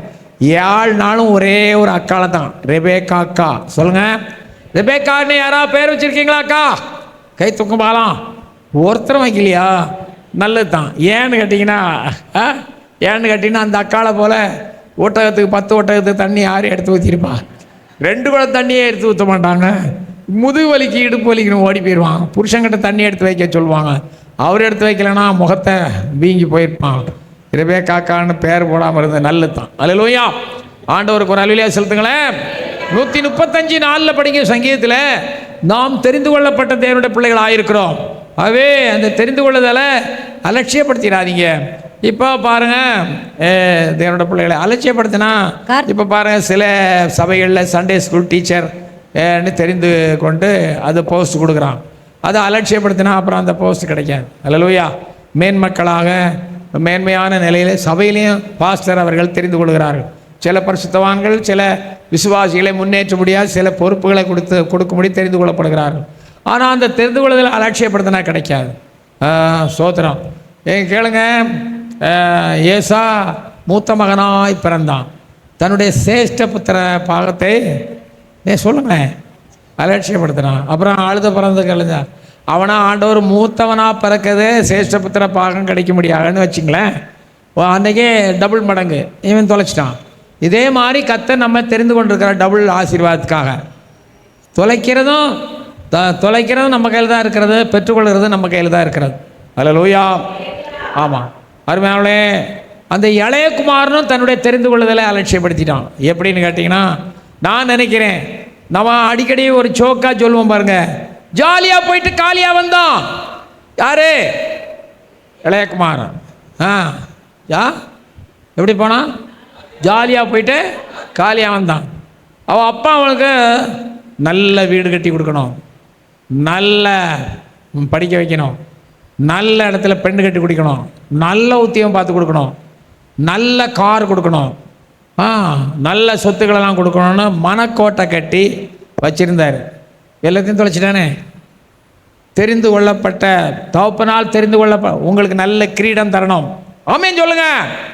நல்ல பரலோகத்தில் மணி மாளிகை தரணும், பரலோகத்தில் முத்துமான அழகான ரத்தினக்கல் பதித்த கிரீடம் தரணும், சிங்காசனம் தரணும். தேவன் தெரிந்து கொண்டிருக்கிறார்.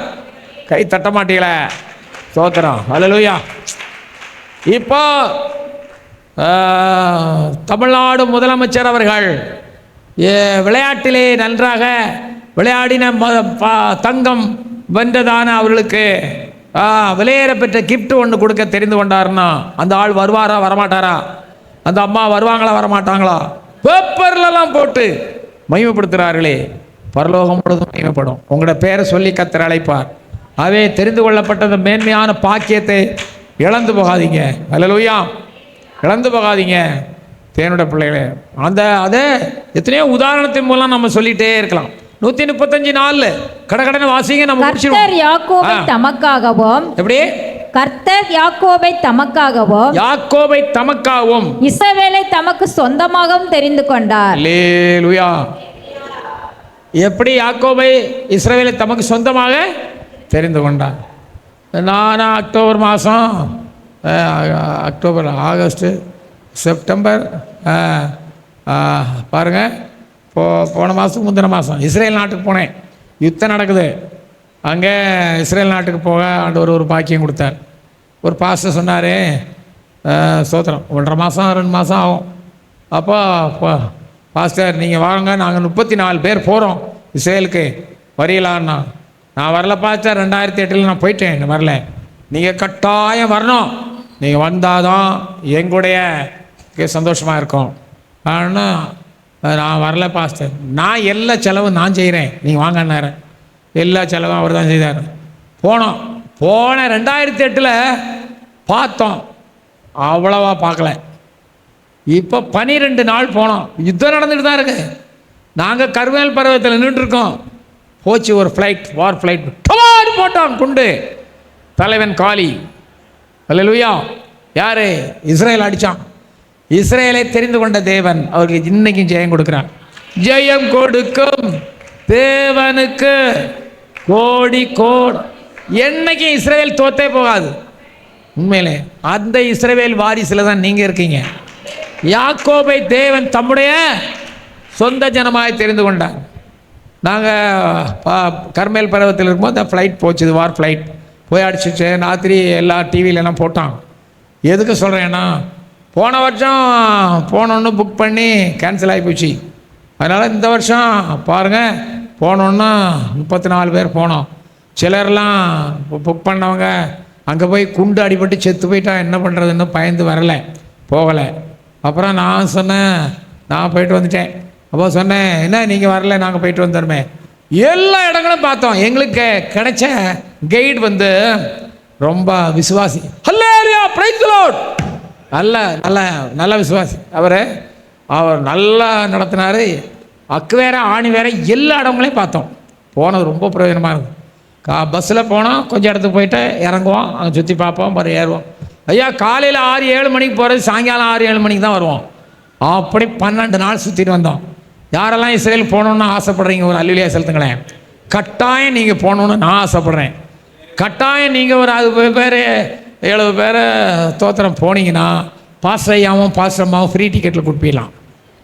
இவ்வளவு நாள் ஊழியம் செய்யிருக்காங்களே, ஃப்ரீ டிக்கெட்டில் நீங்கள் போய்ப்போம்.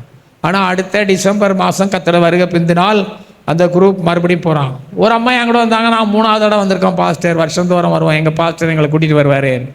அப்படி வருஷத்துக்கு ஒரு முறை சுற்றி பார்த்துருவோம்.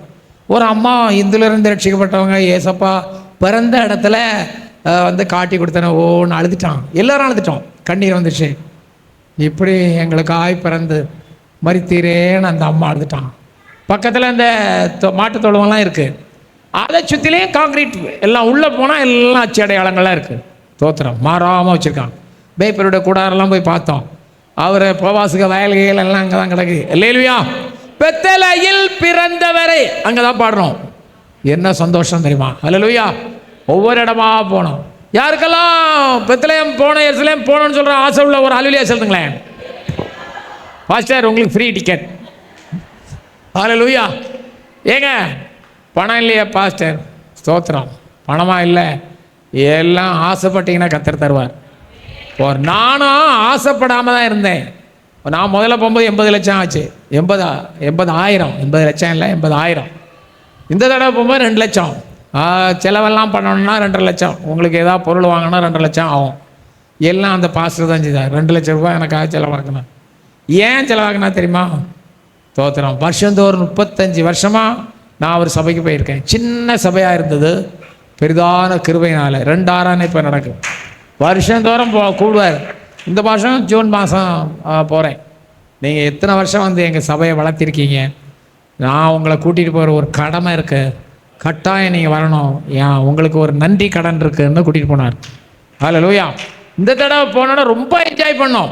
ரொம்ப சவக்கடையில் மறந்து கிடந்தேன். இது நான் எதுக்காக சொன்னேன்னா, சங்கீதம் 35 135 4 ஆண்டவர் இஸ்ரவேலை தம்முடைய சொந்த ஜனமாய் தெரிந்து கொண்ட ஜனத்துக்கு இன்றைக்கும் ஜெயந்தான். அல்லேலூயா. அதுக்கு தான் சொல்ல வந்தேன். இஸ்ரவேல் வந்து வலிய சண்டைக்கு போக மாட்டாங்கோ, வந்த சண்டையை விட மாட்டாங்கோ. அதுதான் அவங்க புத்தி. வலிய சண்டைக்கு போக மாட்டான், வந்த சண்டை. ஆமாம். இந்த கமாஸ் சும்மா இருந்தாங்களா, நொறுக்கிட்டான். இப்போ பயப்படுறானோ, ஈரான் பயப்படுது. அல்லேலூயா. பாருங்க, அந்த இஸ்ரேல் நாடு நம்ம தமிழ்நாட்டில் கால்வாசி தான் இருக்கும். அடி தொலைச்சிக்கான். எங்கே இருக்கான்னு இப்போ பயப்படுறான். இல்லை, நான் அமெரிக்கா கூட பயப்படுது. அமெரிக்கா அடிக்காதப்பா, நான் உன் ஜோலியை பாரியா, ரத்தத்துக்கு ரத்தம், கண்ணுக்கு கண்ணு, பல்லுக்கு பல்லு, உயிருக்கு அடி நொறுக்கு. பைடனா இப்போ போகிறார். பைடன் போச்சா? அல்லேலூயா. அப்புறம் வர ட்ரம், அடி ட்ரம் வர போகிறார். அல்லேலூயா. அவர் பயங்கர, அவர் வரட்டும், வந்த பிறகு தான் பிரச்சனை இன்னும் அதிகமாகி பயங்கரமாக இருக்கும். இஸ்ரேலுக்கு ரொம்ப சப்போர்ட்டு. எருசலேமை தலைநகர் ஆக்கினவர் அவர் தான். வேத தீர்க்க தரிசனத்தை நிறைவேற்றினவர் அவர் தான். யாரு? ட்ரம். அல்லேலூயா. ட்ரம்முக்கு இந்தியாவில் ஒரு பெரிய நண்பர் இருந்தார். ஆனால் நண்பர் கூட இப்போ பிரச்சனை. அவருடைய ஆர்டினேஷனுக்கு இப்போ போகிறதில்லை, அழைப்பில்லை. ஹல்லேலூயா. அது அங்கே போட்டோம். எதுக்கு சொல்கிறேன்னா, இஸ்ரவேலை தெரிந்து கொண்ட தேவன் இதுவரை இஸ்ரவேலுக்கு வெற்றி கொடுத்துக்கிறார். ஒரு இடத்துலையும் தோல்வி கிடையாது. அதுபோல கிறிஸ்துவுக்குள் வாழும் எனக்கு எப்போதும் வெற்றி உண்டு. இஸ்ரவேலை தெரிந்து கொண்டதுனால அவர் வெற்றி கொடுக்குறாங்க. ஒன்றும் பயப்படாதீங்க. ஆண்டவர் இஸ்ரவேல் எப்படி ஆபிரகாம் சந்ததியோ, நாம் இயேசு கிறிஸ்துடைய சந்ததி.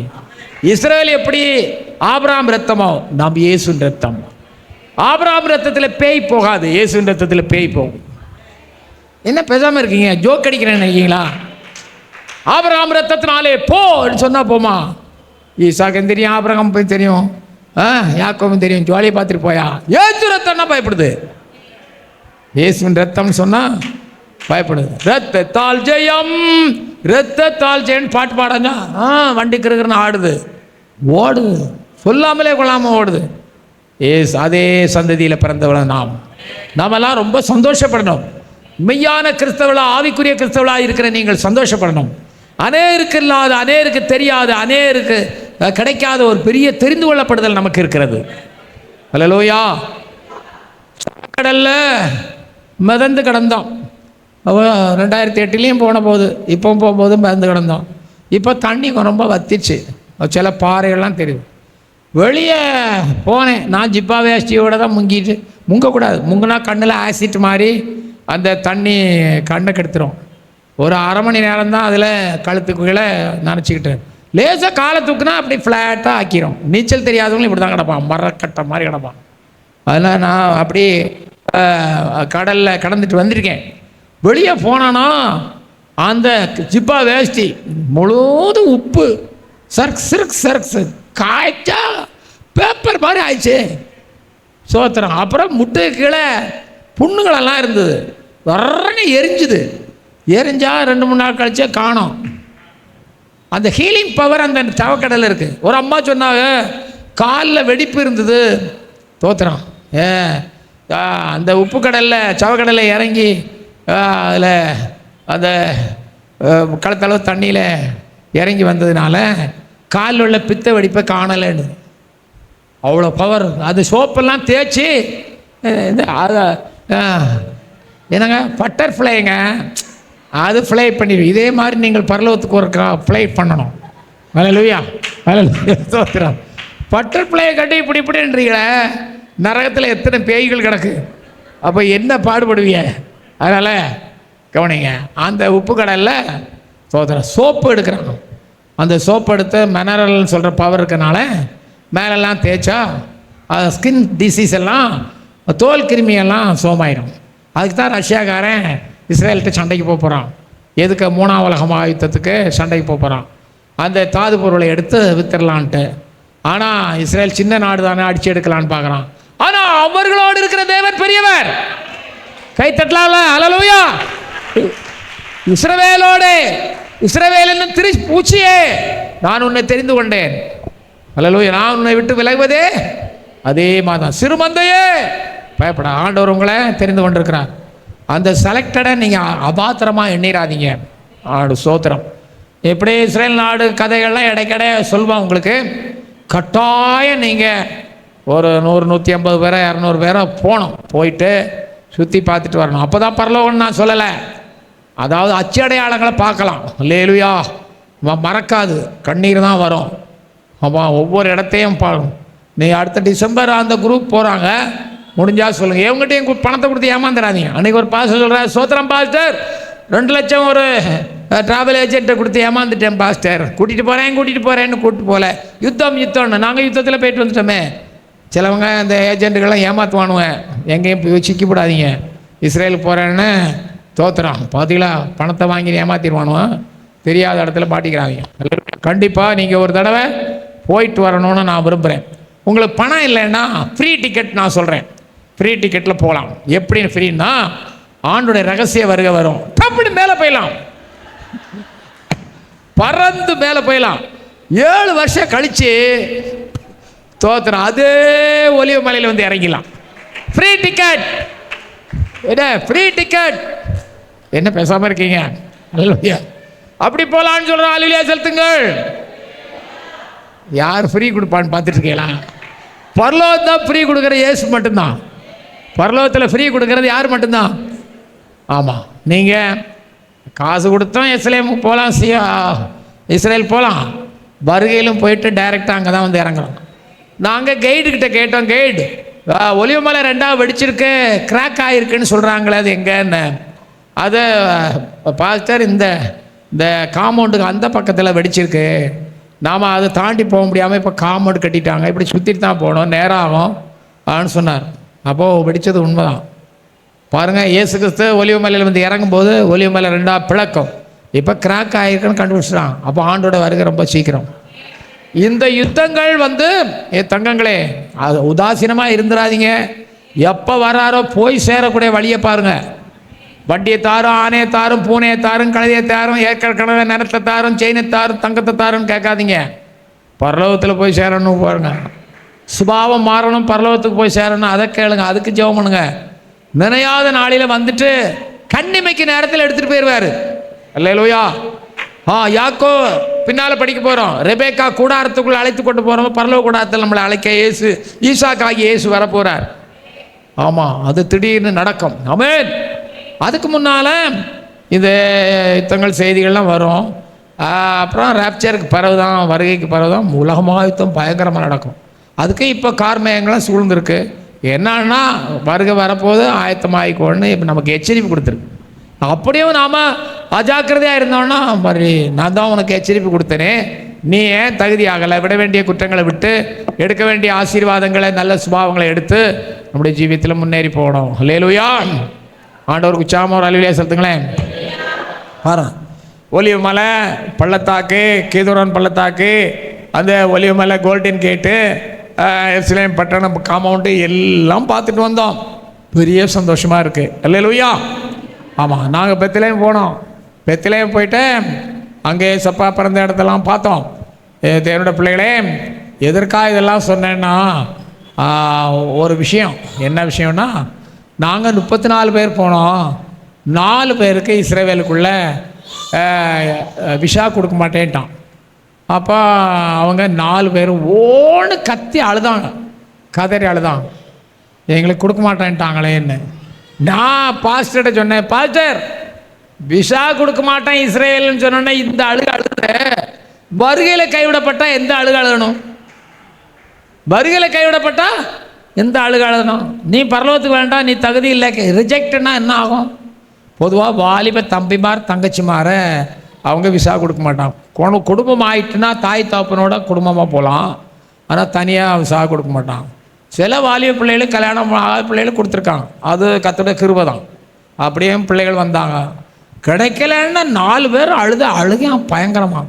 கடைசியில் ஏஜென்ட் சொன்னாராம், இஸ்ரேலுக்கு மட்டும்தானே போக முடியாது, எகிப்துக்கு போயிட்டு மற்ற ஏரியாவில் போயிட்டு 2 நாள் கழித்து மறுபடியும் எங்கள்கிட்ட வந்து சேர்ந்துக்குங்க, நான் இஸ்ரேல் உள்ளே போயிட்டு வெளியே வந்த பிறகு சேர்ந்துக்குங்கன்னு சொல்லி ஆறுதல் படுத்தி இஸ்ரேலை ரிஜெக்ட் பண்ணி மற்ற விசா போட்டு கொடுத்தாரு.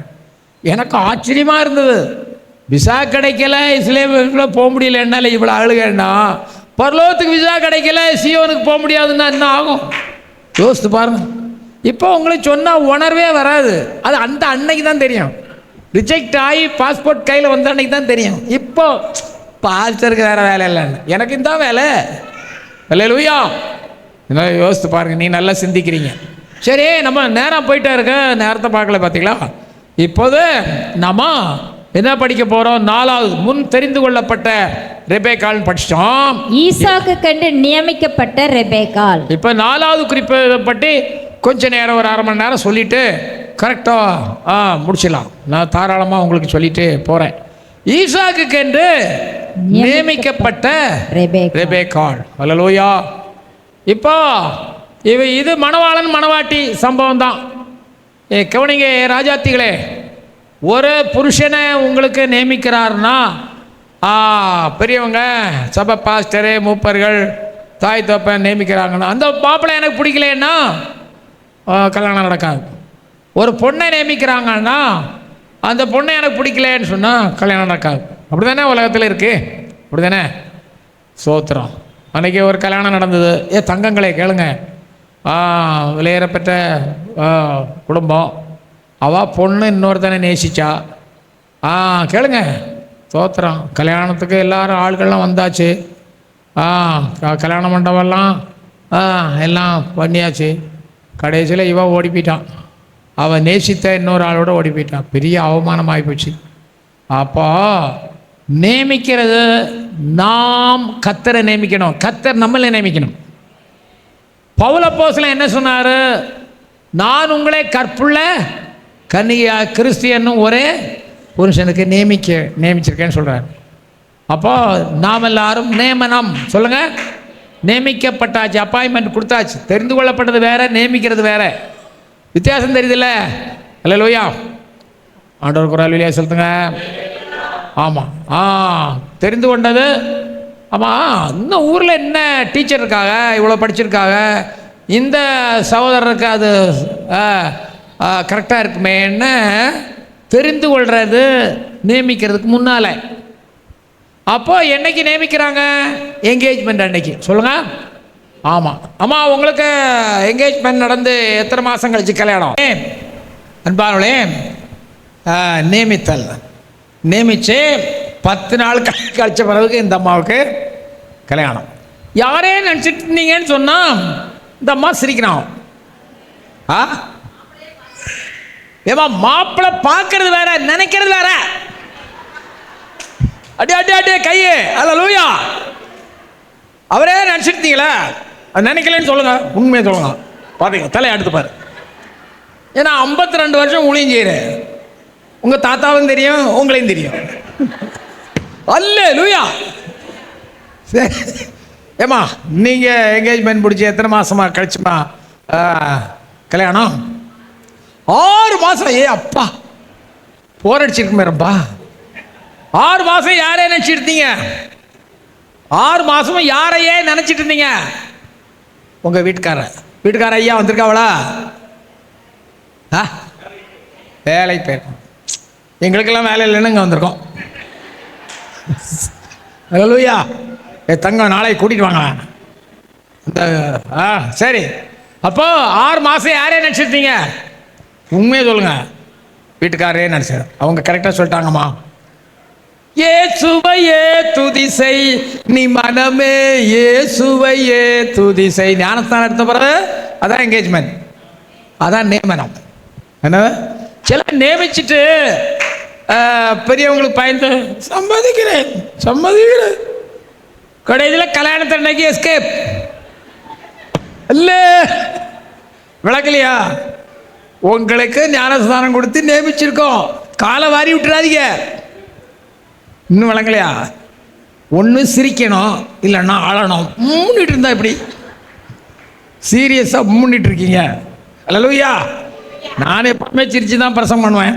ஆகவே ஆண்டவர் உங்களை நியமித்திருக்கிறார். நாங்களும் ஜெபத்திலே உங்களை நியமித்திருக்கிறோம், உபவாசத்திலே உங்களை நியமித்திருக்கிறோம். அருமையான யாரு டீசல் பெட்ரோல் கொஞ்சம் போட்டா தான் இல்லை இருமல் செடியெல்லாம் வருது. ஒரு பாஸ்டர் இருந்தார். அந்த பாஸ்டர் செத்து போயிட்டார். அவரை லங்ஸில் பார்த்தா ஈரமே இல்லையாம். 2 மணி நேரம் கத்துவாராம். கத்தி பிரசவம் பண்ணனால லங்ஸில் ஈரமே இல்லையாம். அதனால செத்து போயிட்டாராம். நானும் செத்து போயிடக்கூடாதுல்ல, அதுக்கு தான் சிரிக்கிறீங்க, அதுக்கு தான் தட்டி கட்டி குடிச்சிக்கிறேன். அல்லேலூயா. உங்களுக்காக தானே நான் உயிரோடு இருக்கணும். கூலியம் செய்கிறது தானே, சாப்பிட்றதுக்கு இல்லை. ஆமென். சரி. இப்போ எலியேசர் ஜெபம் பண்ணுறார். ஆண்டவரே, ஈசாக்குக்கு நியமித்த பொண்ணை எனக்கு காட்டணும் ஆண்டவரே என்ன ஜெபம் பண்ணுறார். என்ன ஜெபம் பண்ணுறார்? நான் தண்ணி கேட்பேன், தண்ணி கேட்ட பிறகு அந்த அம்மா தண்ணியும் கொடுக்கணும், அப்புறம் ஒட்டகத்துக்கும் எடுத்து ஊற்றுவேன்னு சொல்லணும். அவதான் சொன்னதையும் செய்யணும், நினைச்சதையும் செய்யணும். இந்த அம்மா பார்க்கவே இல்லை, நாங்கள் மணவாளனை நினைக்கவே இல்லைன்னு சொல்ல மாட்டிக்கிட்டான். ஐயா வந்திருக்காங்களா? மேலே போயிட்டாங்களா? ஸ்தோத்திரம். ஆமாம். நீங்கள் இப்போ எப்போ ஐயாவை பார்க்கலான்ட்டு இருக்கீங்க? கல்யாணத்தன்னைக்கு கல்யாணத்துக்கு முன்னே பார்க்கல, இப்போ எப்போ போகலான்னு. இயேசு ராஜாவை பார்க்க முன்னால் ஐயாவை பார்க்க முடியாது. டைரெக்டாக இயேசுவை தான் பார்க்க போவோம். ஆமென். அல்லேலூயா. இன்னைக்கு நீங்கள் உங்களை மனப்பூர்வமாக கர்த்தருக்கு நியமிச்சுக்கணும். ஆண்டவர் நம்ம மனப்பூர்வமாக நியமிச்சிட்டாரு, ஏற்கனவே முடிஞ்சிச்சு. உருக்கை இறக்கமாக உன்னை எனக்கு நியமித்து கொண்டேன்னு வசனம் இருக்கு. ஆண்டவர் நம்மளை நியமிச்சு. அல்லேலூயா. அந்த தேவதூதர்கள், தங்கங்களே, அந்த தேவதூதர்கள் உன்னதத்திலே தேவனுக்கு மகிமையும் பூமியிலே மனுஷனுக்கு சமாதானம், மனுஷர் மேல் அந்த பிரியத்தில் என் மேலாம் சிலுக்குதுங்க. அந்த பிரியத்தில் தான் தேடி வந்தார். நம்மை மனவாட்டியாய் மகிமையில கொண்டு சேர்க்க அவர் தேடி வந்தார். அல்லேலூயா. அவர் நம்மை மனவாட்டியாய் நியமித்து கொண்டார். யாரெல்லாம் நியமிச்சிருக்கீங்க? இயேசு தான் எனக்கு ஆத்ம மணவாளன், ஆத்ம நேசர் அவர் தான் சொல்ற. கை தூக்கி அப்படியே அசைத்து காட்டுங்க. சிலர் கையே தூக்கல, கையில் என்ன வாழ கோளாரோ சுழுக்கோ தெரியல, நல்ல கையா செய்யுங்க. அல்லேலூயா. அருமையா பக்தி விருத்தியா அநேகர் கையா செய்கிறீங்க, ரொம்ப சந்தோஷம். கைகளை தட்டி தேவனு ஸ்தோத்திரங்க. ஆமென். மணவாளனுக்கு ஈசாக்கு கண்டு நியமிக்கப்பட்ட ரெபேக்காள் நியமனத்தை பற்றி நமக்கு சில காரியத்தை நம்ம படிக்கலாம். கர்த்தர் என்னென்னலாம் நியமிச்சிருக்காருன்னு படிக்கலாம். ஒரு சில காரியத்தை சொல்லிவிட்டு நான் ஒரு 20 நிமிஷம் தான் இருக்கேன். 9 மணி முடிச்சுடுவேன். 9 மணி முன்னாலேயே முடிஞ்சிடும். ஒவ்வொரு நாளும் 7 மணிக்கு செய்தி ஆரம்பிக்கும். போக போக போக ரொம்ப சிரிப்பாக இருக்கும், உணவாக இருக்கும், உள்ளம் தொடும். அதுக்காக ஜெபம் பண்ணிக்கலாம். நான் நேரம் முழங்கால், ஐயா சொன்ன மாதிரி நேரம் முழங்கால் நின்று ஜெபம் பண்ணிட்டு தான் உங்களுக்கு தூதுகளை அறிவிப்பேன். நைட்டும் போயிட்டு தலையணை போட்டுட்டு, தலையணை வீட்டுக்கு போட்டு முட்டு வலிக்குது, முழங்காலே நின்று ஜெபம் பண்ணுவேன் உங்களுக்காக. நீங்களும் ஜெபம் பண்ணிட்டு வாங்க தயவுசெய்து. கர்த்தர் உங்களை ஆசீர்வதிப்பார். அல்லேலூயா. சரி, இப்போ ஜெபம் பண்ணுறாரு யாரு? எலியேசர் ஜெபம் பண்ணுறாரு. இந்த அம்மா வராங்கோ. யாரு? ரெபேக்காங்க அம்மா. நம்ம ஊர்லலாம் இடுப்பில் தான் குடத்தை வச்சுட்டு வருவோம், அந்த ஊரில் தோளில் வச்சுட்டு வருவான். சோத்திரம் இறங்கி தண்ணியை எடுத்துகிட்டு மேலே வரான். இவர் முன்னால் ஓடி போகிறாரு. முன்னால் என்ன செய்தார்? ஓடி போகிறார். வயசான ஐயா அவர். யார்? அந்த யார்? எலியேசர் வயசான ஆள். முன்னால் ஓடி போகிறார். ஓடி போயிட்டு என்ன செய்யற? அம்மா கொஞ்சம் தண்ணி கொடுமான்னு. அந்த அம்மா, குடியும் என் ஆண்டவரே, உமக்கும் கொடுப்பேன் உம்முடைய ஒட்டகத்துக்கும். என்ன ஆச்சரியம்! அவர் மேலாம் செலுத்திருக்கோம். நான் உள்ளத்தில் சொன்னதை எப்படி வா கண்டுபிடிச்சிட்டா. சிலருக்கு அவர் முகத்திலே தெரிஞ்சிருக்குமோ என்னவோ தெரியல. நம்முடைய அருமையான போதகர்களும் உங்கள்கிட்ட ஒரு காரியத்தை சொன்னாங்கன்னா அவங்க முகத்தில் இன்னொரு காரியமும் தெரியும். அதையும் செய்வீங்களான்னு சொல்லாமல் சொல்லுவாங்க, ஆனால் அதையும் செய்யும். பாஸ்டர் என்ன காரியத்தை நீங்கள் யோசிக்கிறேன், அதையும் நான் செய்கிறேன், கவலைப்படாதீங்க. அவள் தான் மனவாட்டி, மற்றவங்க வேற வாட்டி. இப்போ சிலது சொன்னதே செய்ய மாட்டேங்குதே. அல்லேலூயா. தண்ணீர் எடுத்து கொடுத்தாள் பாருங்க. அப்போ தான் இவர் தான் இவள் தான் என்ன மணவாளனுக்கு, ஈசாக்கு என்ற மணவாளனுக்கு நியமிக்கப்பட்ட மணவாட்டின்னு தான் உள்ளத்தில் நியமிச்சுக்கிட்டு அந்த அம்மாட்ட தண்ணி கேட்குறான். தண்ணி கேட்டவுடனே ஆச்சரியமாக அவள் கொடுத்துட்டா. அவள் உள்ளத்தில் நியமிச்சிட்டார். இதுதான் கன்ஃபார்ம். லேவியா. சில காரியங்களை நம்ம அடையாளங்களாக வச்சு கன்ஃபார்ம் பண்ணிக்கிறோம். அதே போல் எலியேசரோ இந்த அம்மா தானா மணவாட்டி ஆன்னு சொல்லி இவர் கன்ஃபார்ம் பண்ணிட்டாரு. இந்த அம்மா சொன்னதையும் செய்தாங்கோ, சொல்லாதையும் செய்தாங்க. நான் பின்னால் அது பாடம் வருது, நம்ம படிக்கலாம். அல்லேலூயா. எதனால இந்த ரெபேக்காள் கன்ஃபார்ம் பண்ணப்பட்டாள், நியமிக்கப்பட்டாள் என்று கேட்டால் கீழ்ப்படிதலினாலே. சொல்லுங்க. உமக்கும் தண்ணி கொடுப்பேன் உலகத்துக்கும் ஊற்றுவேன் கீழ்ப்படிதலினாலே, கொடுக்கிற சுபாவத்தினாலே. சொல்லுங்க. அதெல்லாம் பின்னால் வருது. பாருங்க, தேவனுடைய பிள்ளைகளை அநேக நல்ல திவ்ய சுபாவங்கள் இவர்கிட்ட உண்டு. சரி, ஆண்டவர் நம்மை எதற்காக நியமித்தார் என்றும் எப்படிப்பட்ட சூழ்நிலையில் பாருங்க. ஒரு வசனம் வாசிக்கிறீங்களா? அப்போ சில 10 லூக்கா 10:1 சீசர்களாகிய ஊழியக்காரர்களை நியமித்தார் என்று எழுதியிருக்கு. இவைகளுக்கு பின்பு கர்த்தர் வேற 70 பேரை நியமித்து தாம் போகும் சகல பட்டணங்களிலும் இடங்களுக்கும் அவர்களை தமக்கு முன்னே 2 பேராக அனுப்பினார். பாருங்க, நியமித்து பாருங்க. சுவிசேஷ ஊழியத்துக்காக போற இடத்துல அற்புதங்கள் அடையாளங்களை செய்யும்படியாக அருமையான அந்த சீசர்களை நியமித்தார்னு சொல்லப்படுறது. எங்களை ஊழியத்திலே நியமித்திருக்கிறார். இந்த அருமையான பாஸ்டர், உங்கள் சாம் பாஸ்டர், உங்கள் பாஸ்டர் பேர் என்ன? எட்வர்ட் சாம்ராஜ் அவர்களை இந்த சபைக்கு என்ன நியமிச்சிருக்கிறார், அப்பாயின்மெண்ட் கொடுத்துருக்கிறார். அதான் என்ன பாடுபட்டாலுங்கிறத போக முடியாது. அல்லேலூயா. நியமனம் கன்ஃபார்ம் பண்ணிட்டார், உறுதி பண்ணிட்டார். இதுபோல ரெபேக்காள் நியமிக்கப்பட்டாள், நாமும் நியமிக்கப்பட்டிருக்கிறோம். நியமனத்தை கேன்சல் பண்ணிடாதீங்க. தெரிந்து கொள்ளுதல் அலட்சியம் பண்ணா அப்புறம் நியமிக்க முடியாதுல்ல. நியமிச்சாச்சு. நீங்கள் இப்போ நியமிச்சாச்சு. மணவாளனா இயேசுக்கு மணவாட்டியாக நம்மளை நியமிச்சாச்சு. நம்ம அதுக்கு தகுந்தபடி நாம் நடந்து கொள்ளணும். அல்லேலூயா.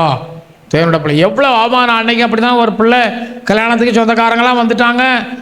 கல்யாணம் அவள் தான் நேசித்த மணவாளனோட ரகசியமாக ஓடி போயிட்டான். பார்த்தீங்களா? ஓடி போயிட்டா. கடைசியில் கல்யாணம் கேன்சல். கேவலப்பட்டு அவமானப்பட்டு சோதனம். ஆனால் இன்னொன்று ஆனால் ஆண்டவரை நீங்கள் நியமிக்கப்பட்ட பிறகு ஆண்டவரை ஏமாத்தினீங்கன்னா அவர் உங்களுக்கு பல இன்னொரு ஆளை எடுத்துகிட்டு அவர் போயிடுவார். நமக்கு தான் வெக்கம் துக்கம், நமக்கு தான் கேவலம். அல்லேலூயா. தேவனுடைய பிள்ளைகளே கவனிச்சிங்களா? அவர் பாருங்க, இப்போ யூதாஸ் ஆண்டவரை ஏமாற்றி போட்டான், மத்தியாக எடுத்துக்கொள்ளப்பட்டான். ஆண்டவருக்கு என்ன சேதம்? அவனுக்கு தான் நரகத்தில் வேதனை. அதனால் நியமிச்சாச்சு ஆண்டவர் உங்களை மணவாட்டியாக. கடைசி மட்டும் என்ன, அதுக்காக தகுதி உள்ளவர்களாக ஜீவிச்சு பரலோகத்துக்கு போகக்கூடிய வழியை பார்த்துருங்க. எத்தனை பேர் சொல்கிறீங்க மூக்கில் சுவாசம் இருக்க மட்டும்? சொல்லுங்கள். மூக்கில் இந்த அன்புள்ள ஆண்டவருக்கு நியமிக்கப்பட்ட நான் அவரை விட்டு பின்வாங்கியே போக மாட்டேன். அல்லேலூயா. இயேசு தான் எனக்கு சுவாசம். உறுதி பண்ணிக்கொள்ளுங்க, பின்மாற்றமாக போயிடாதீங்க. முக்காலே முண்டானி வந்தாச்சு, இன்னும் கொஞ்சம் தான் இருக்குது. அல்லேலூயா. அதனால் இன்னும் கொஞ்ச நாள் இருக்க ஆண்டவருக்காக ஜீவிச்சிருங்க. வாழ்ந்தா ஒரு வாழ்க்கை இயேசுவுக்காக, ஜீவித்தா ஒரு ஜீவியம் உங்களை இந்த கூட்டங்கள் வெளியரங்கமான எழுப்புதலை கொண்டு வராது, உள்ளத்தில் உறுதியை கொண்டு வரும். அதில் என்னன்னா ஒரு அற்புதங்கள் நடக்கும். அதுக்காக நான் ப்ரேயர் பண்ணிட்டு வருவேன், ஆண்டவர் செய்வார். நீங்கள் வீட்டில் போய் பார்க்கும்போது உங்களோட பலவீனம் இருக்காது. நம்புறீங்களா? அப்படி ஆண்டவர் செய்வார். நான் பெரிய ஹீலிங் குருஷேடெல்லாம் நான் நடத்த மாட்டேன். வசனம் பேசும்போது சோமாகும். வீட்டில் போய் டச் பண்ண நான் நம்புகிறேன். நீங்கள் நம்புறீங்களா? நமக்கு வழக்கம் போல் ஞாயிற்றுக்கிழமை பரிசுத்தாவின் அபிஷேகம் உண்டு. அந்த கூட்டத்திலையும் வியாதி குணமாகும், அற்புதங்கள் நடக்கும். ஆமீன் சொல்ல மாட்டீங்களே? வியாதிகள் குணமாகும், அற்புதங்கள் நடக்கும், அதிசயங்கள் நடக்கும். அல்லேலூயா. அதனால தேவன் நம்மை எங்களை ஊழியத்துக்கென்று நியமித்தார் என்று சொல்லியிருக்கு. இன்னும் அநேக காரியங்களை தோத்திரம் வேதத்தில் யாக்கோபு 1 யாக்கோபு அதில் நிறைய எதை சொல்ல எதை விடன்னு தெரியல. ஓசியா 2:19 வாசிங்களேன் தங்கங்களே. ஓசியா, ஏன்னா நேரம் போது நமக்கு சில காரியங்கள் நீங்களும் பல காரியங்களை உள்ளத்தில் நியமிச்சிருப்பீங்க. உங்கள் பையனுக்கு இதை செய்யணும், உங்கள் மகளுக்கு இதை செய்யணும்னு. அவங்க அபாத்திரமாய் போனால் அதை செய்ய முடியாமல் போகுது அல்லவா? அதுபோல் நாமும் அபாத்திரமாக போயிடக்கூடாது. ஓசியா 2:19-20 நித்திய விவாகத்துக்கென்று கைத்தட்டுங்க. நித்திய விவாகத்துக்கென்று உன்னை எனக்கு நியமித்துக் கொள்வேன். பாத்தீங்களா? உன்னை என்ன எனக்கு நியமித்துக் கொள்வேன். என்னங்க விவாகமா? நித்திய விவாகத்து. நம்ம ஊர்ல நித்திய கல்யாணின்னு ஒரு செடி உண்டு, உங்களுக்கு தெரியுமா? சரி, அது அங்கே போட்டோம். நித்திய விவாகம். இதை உலகத்தில் நீங்கள் விவாகம் பண்ணீங்களே, அதெல்லாம் நிழலான விவாகம். இந்த அம்மா இப்போ ஐயா வாங்கங்க பரலவத்து போயிட்டாருன்னாங்க, முடிஞ்சுதா? இந்த கையை பிடிச்சி போதார் ஐயா கை பிடிச்சி கொடுக்கும்போது என்ன சொல்லுவா? மரணம் உங்களை பிரிக்க மட்டும். எப்படி எப்படி எப்படி மரணம் ஐயாவை பிரித்து பரலவத்து கொண்டு போச்சு. அம்மா இப்போ இப்படி இருக்கான் பாவம். ஐயா இருக்கிற மாதிரி இருக்காதுல்ல, நினச்சிட்டு ராத்திரி அழுதுட்டு இருக்காதீங்க. என்ன ஒரு அள்ளியில் சொல்லுங்க, பரலோகத்தில் ஆண்டவரே என் மணவாளன், அது நிழலால கல்யாணம், என் ஆத்ம நேசரே நீர் தான் நித்திய விவாகம். நித்திய விவாகம். கை தட்டுங்களா? நித்திய விவாகத்துக்கென்று உன்னை எப்படி நியமிச்சினாரா? வாசிங்க. நித்திய விவாகத்துக்கென்று உன்னை எனக்கு நியமித்துக் கொள்வேன். நியமித்துக் கொண்டு நீதியும் நியாயமும் கிருபையும் உருக்க இறக்குமாய் உன்னை எனக்கு நியமித்துக் கொள்வேன். அல்லேலூயா. இப்ப தேவன் நம்மை நியமிச்சிட்டாரு. இந்த ரெபேக்காளை பற்றி பார்ப்போம். இப்ப ஊழியக்காரரும் ரெபேக்காளை நியமிச்சிட்டாரு. இந்த ரெபேக்காள் தன்னை நியமிக்கணும்ல, அதில் தானே இருக்கு விஷயம். அல்லேலூயா. இப்போ பரவாயில்ல, அந்த கதை சம்பவம்லாம் சரித்திரம்லாம் பரவ வருது. அந்த பிள்ளை 10 நாளாவது எங்களோட இருக்க வேண்டாமான்னு சொல்லி அந்த குடும்பத்தார் சொல்கிறாங்க. அப்போ அவர் எலியேசர் சொல்கிறாரு, தேவன் என் பிரயாணத்தை வாய்க்க பண்ணியிருக்க, நீங்கள் எப்படி தடை பண்ணலாம்? அப்போ யார்கிட்ட பிள்ளையுடைய என்ன வாக்குமூலத்தை கேட்போம், வாய்ப்பிறப்பை கேட்போம் அப்படின்னு கேட்ட பிறகு அந்த இந்த மனுஷனோட ஈசாக்குக்கு மனைவியாக முடியும் போகிறாயோ? ஆம் போகிறேன். வாசனம் அது வாசிங்க.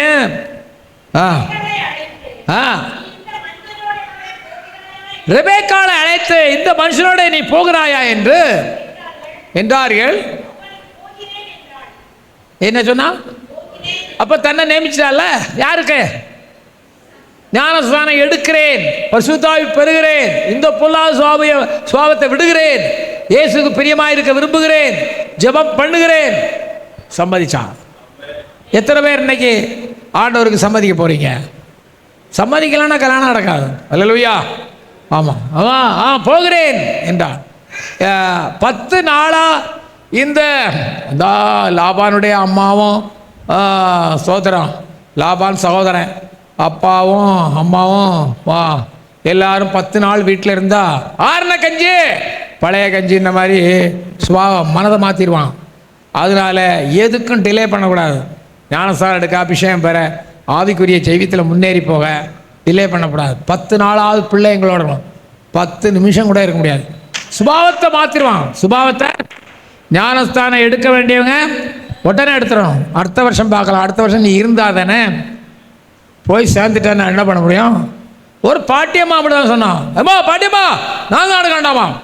அது என் பையன் மூத்த ஏன் இளைய மவுளுக்கு கல்யாணம் நடக்கலை, நடந்த பிறகு ஞானஸ்தானம் எடு. ஏவா உன் மவுளுக்கு கல்யாணத்துக்கும் ஞானஸ்தானத்துக்கும் என்ன சம்பந்தம்? ஞானஸ்தானம் எடுங்கோ அப்படின்னு சொன்ன பிறகு என் மவுளுக்கு கல்யாணம் நடக்கும். கடைசியில் கல்யாணம் நடந்துட்டு இந்த அம்மா சொன்ன பிறவே கல்யாணம் நடந்துச்சு.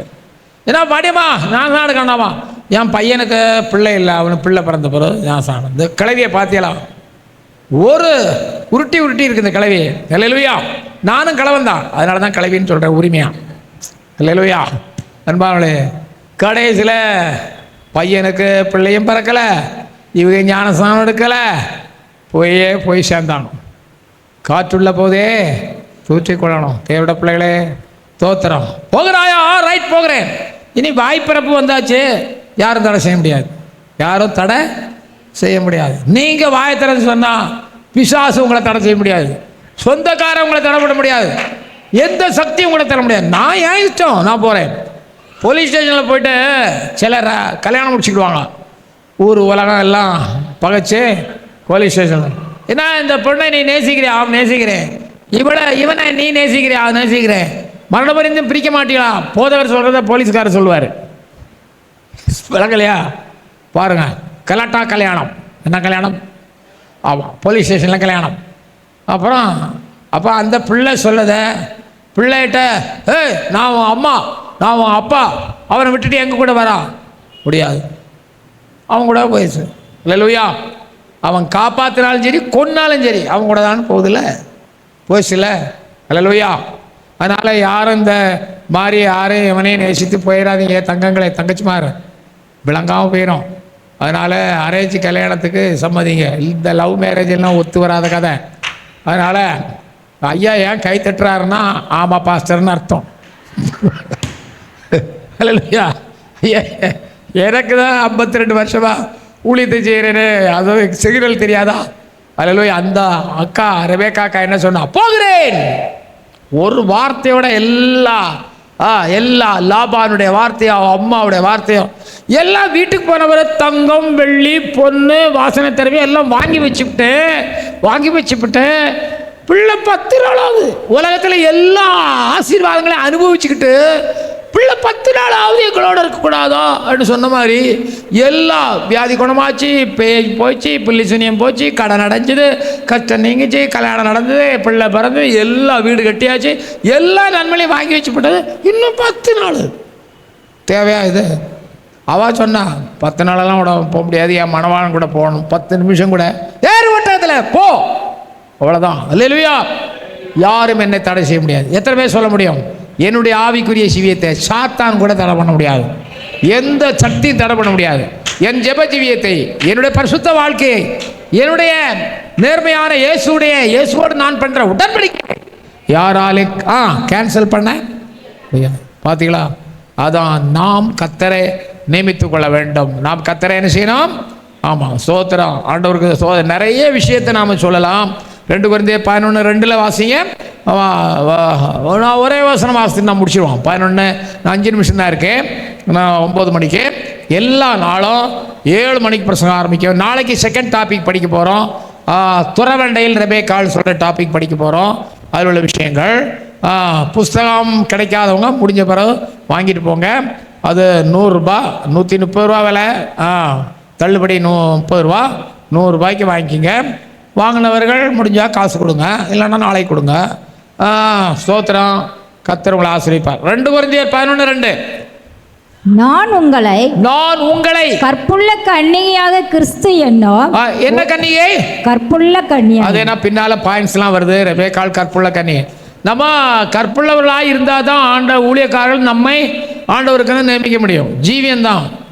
அருமையான ரெபேக்கா கீழ்ப்படிஞ்சு அருமையாக எலியேசருடைய பார்வைக்கு ரொம்ப பிரியமாக இருந்ததுனால தான் கன்ஃபார்ம் பண்ணிக்கிட்டார், இதுதான் ஈசாக்குடைய மனைவின்னு. இது மாதிரி ஊழியக்காரர்களாகிய அடியார்கள் உங்களுடைய கீழ்ப்படிதலையும் பரிசுத்த ஜீவியத்தையும் பார்த்து உங்களை நியமி. இது பாஸ்டர் எட்வர்ட் சாம்ராஜ் ஐயாவுக்கு நீங்கள் யாரெல்லாம் ரெபேக்காளை போல ஒட்டகத்தில் ஏறி எங்கே போக போகிறீங்க, வருகையில் ஏறி பரலோகத்துக்கு போக போகிறீங்கன்னு யாரெல்லாம் போவீங்கன்னு பாஸ்டர் தெரியும்.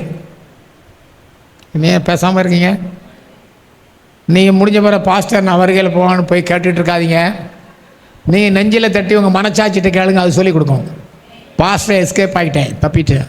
ஹல்லேலூயா. அதனால அருமையானவர்களே, அருமையாக எலியேசரும் நம்மை பார்த்து பவுல் நியமித்து கற்புள்ள கன்னியா யாரை நியமிச்சாரு? கற்பு குழந்தைவள் அல்ல, அபாசம் பண்ணவள் அல்ல, ஏமாத்தினவள் அல்ல, பொல்லாதவளை சண்டைக்காரி அல்ல, சாந்த சொருவி. அல்லேலூயா. ஆண்களும் பெண்களும் கர்த்தருக்கு உண்மையாக இருந்தால் தான் ஊழியக்காரங்க உங்களை கிறிஸ்து என்னும் ஒரே மணவாளனுக்கு நியமிக்க முடியும். அல்லேலூயா.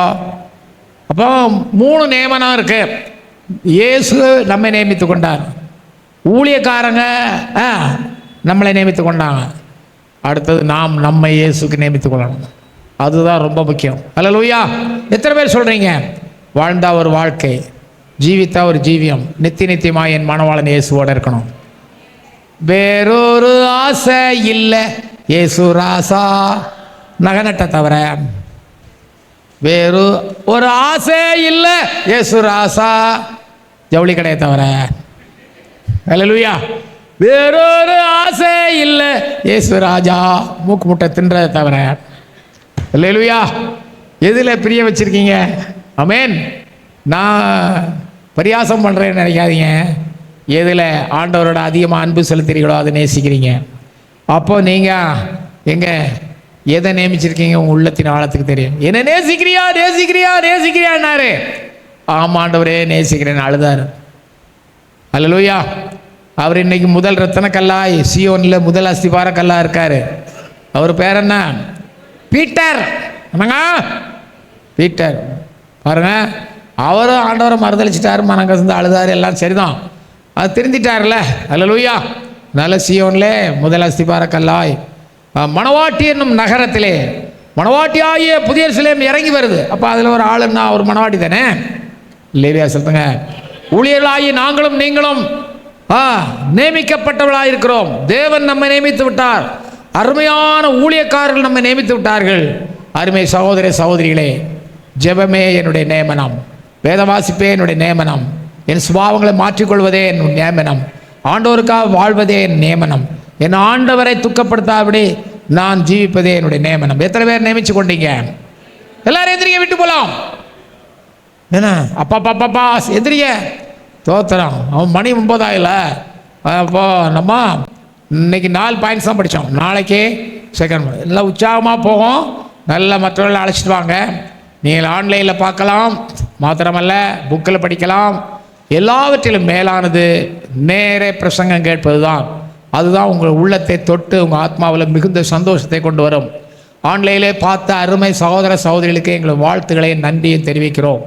மேலும் முடிந்தால் வாருங்கள், இல்லாவிட்டா ஆன்லைனிலே பாருங்கள். ஆண்டவர்களை ஆசிரியர் எல்லாம் எந்திரிங்க, இடது கை நெஞ்சில் வச்சுங்க.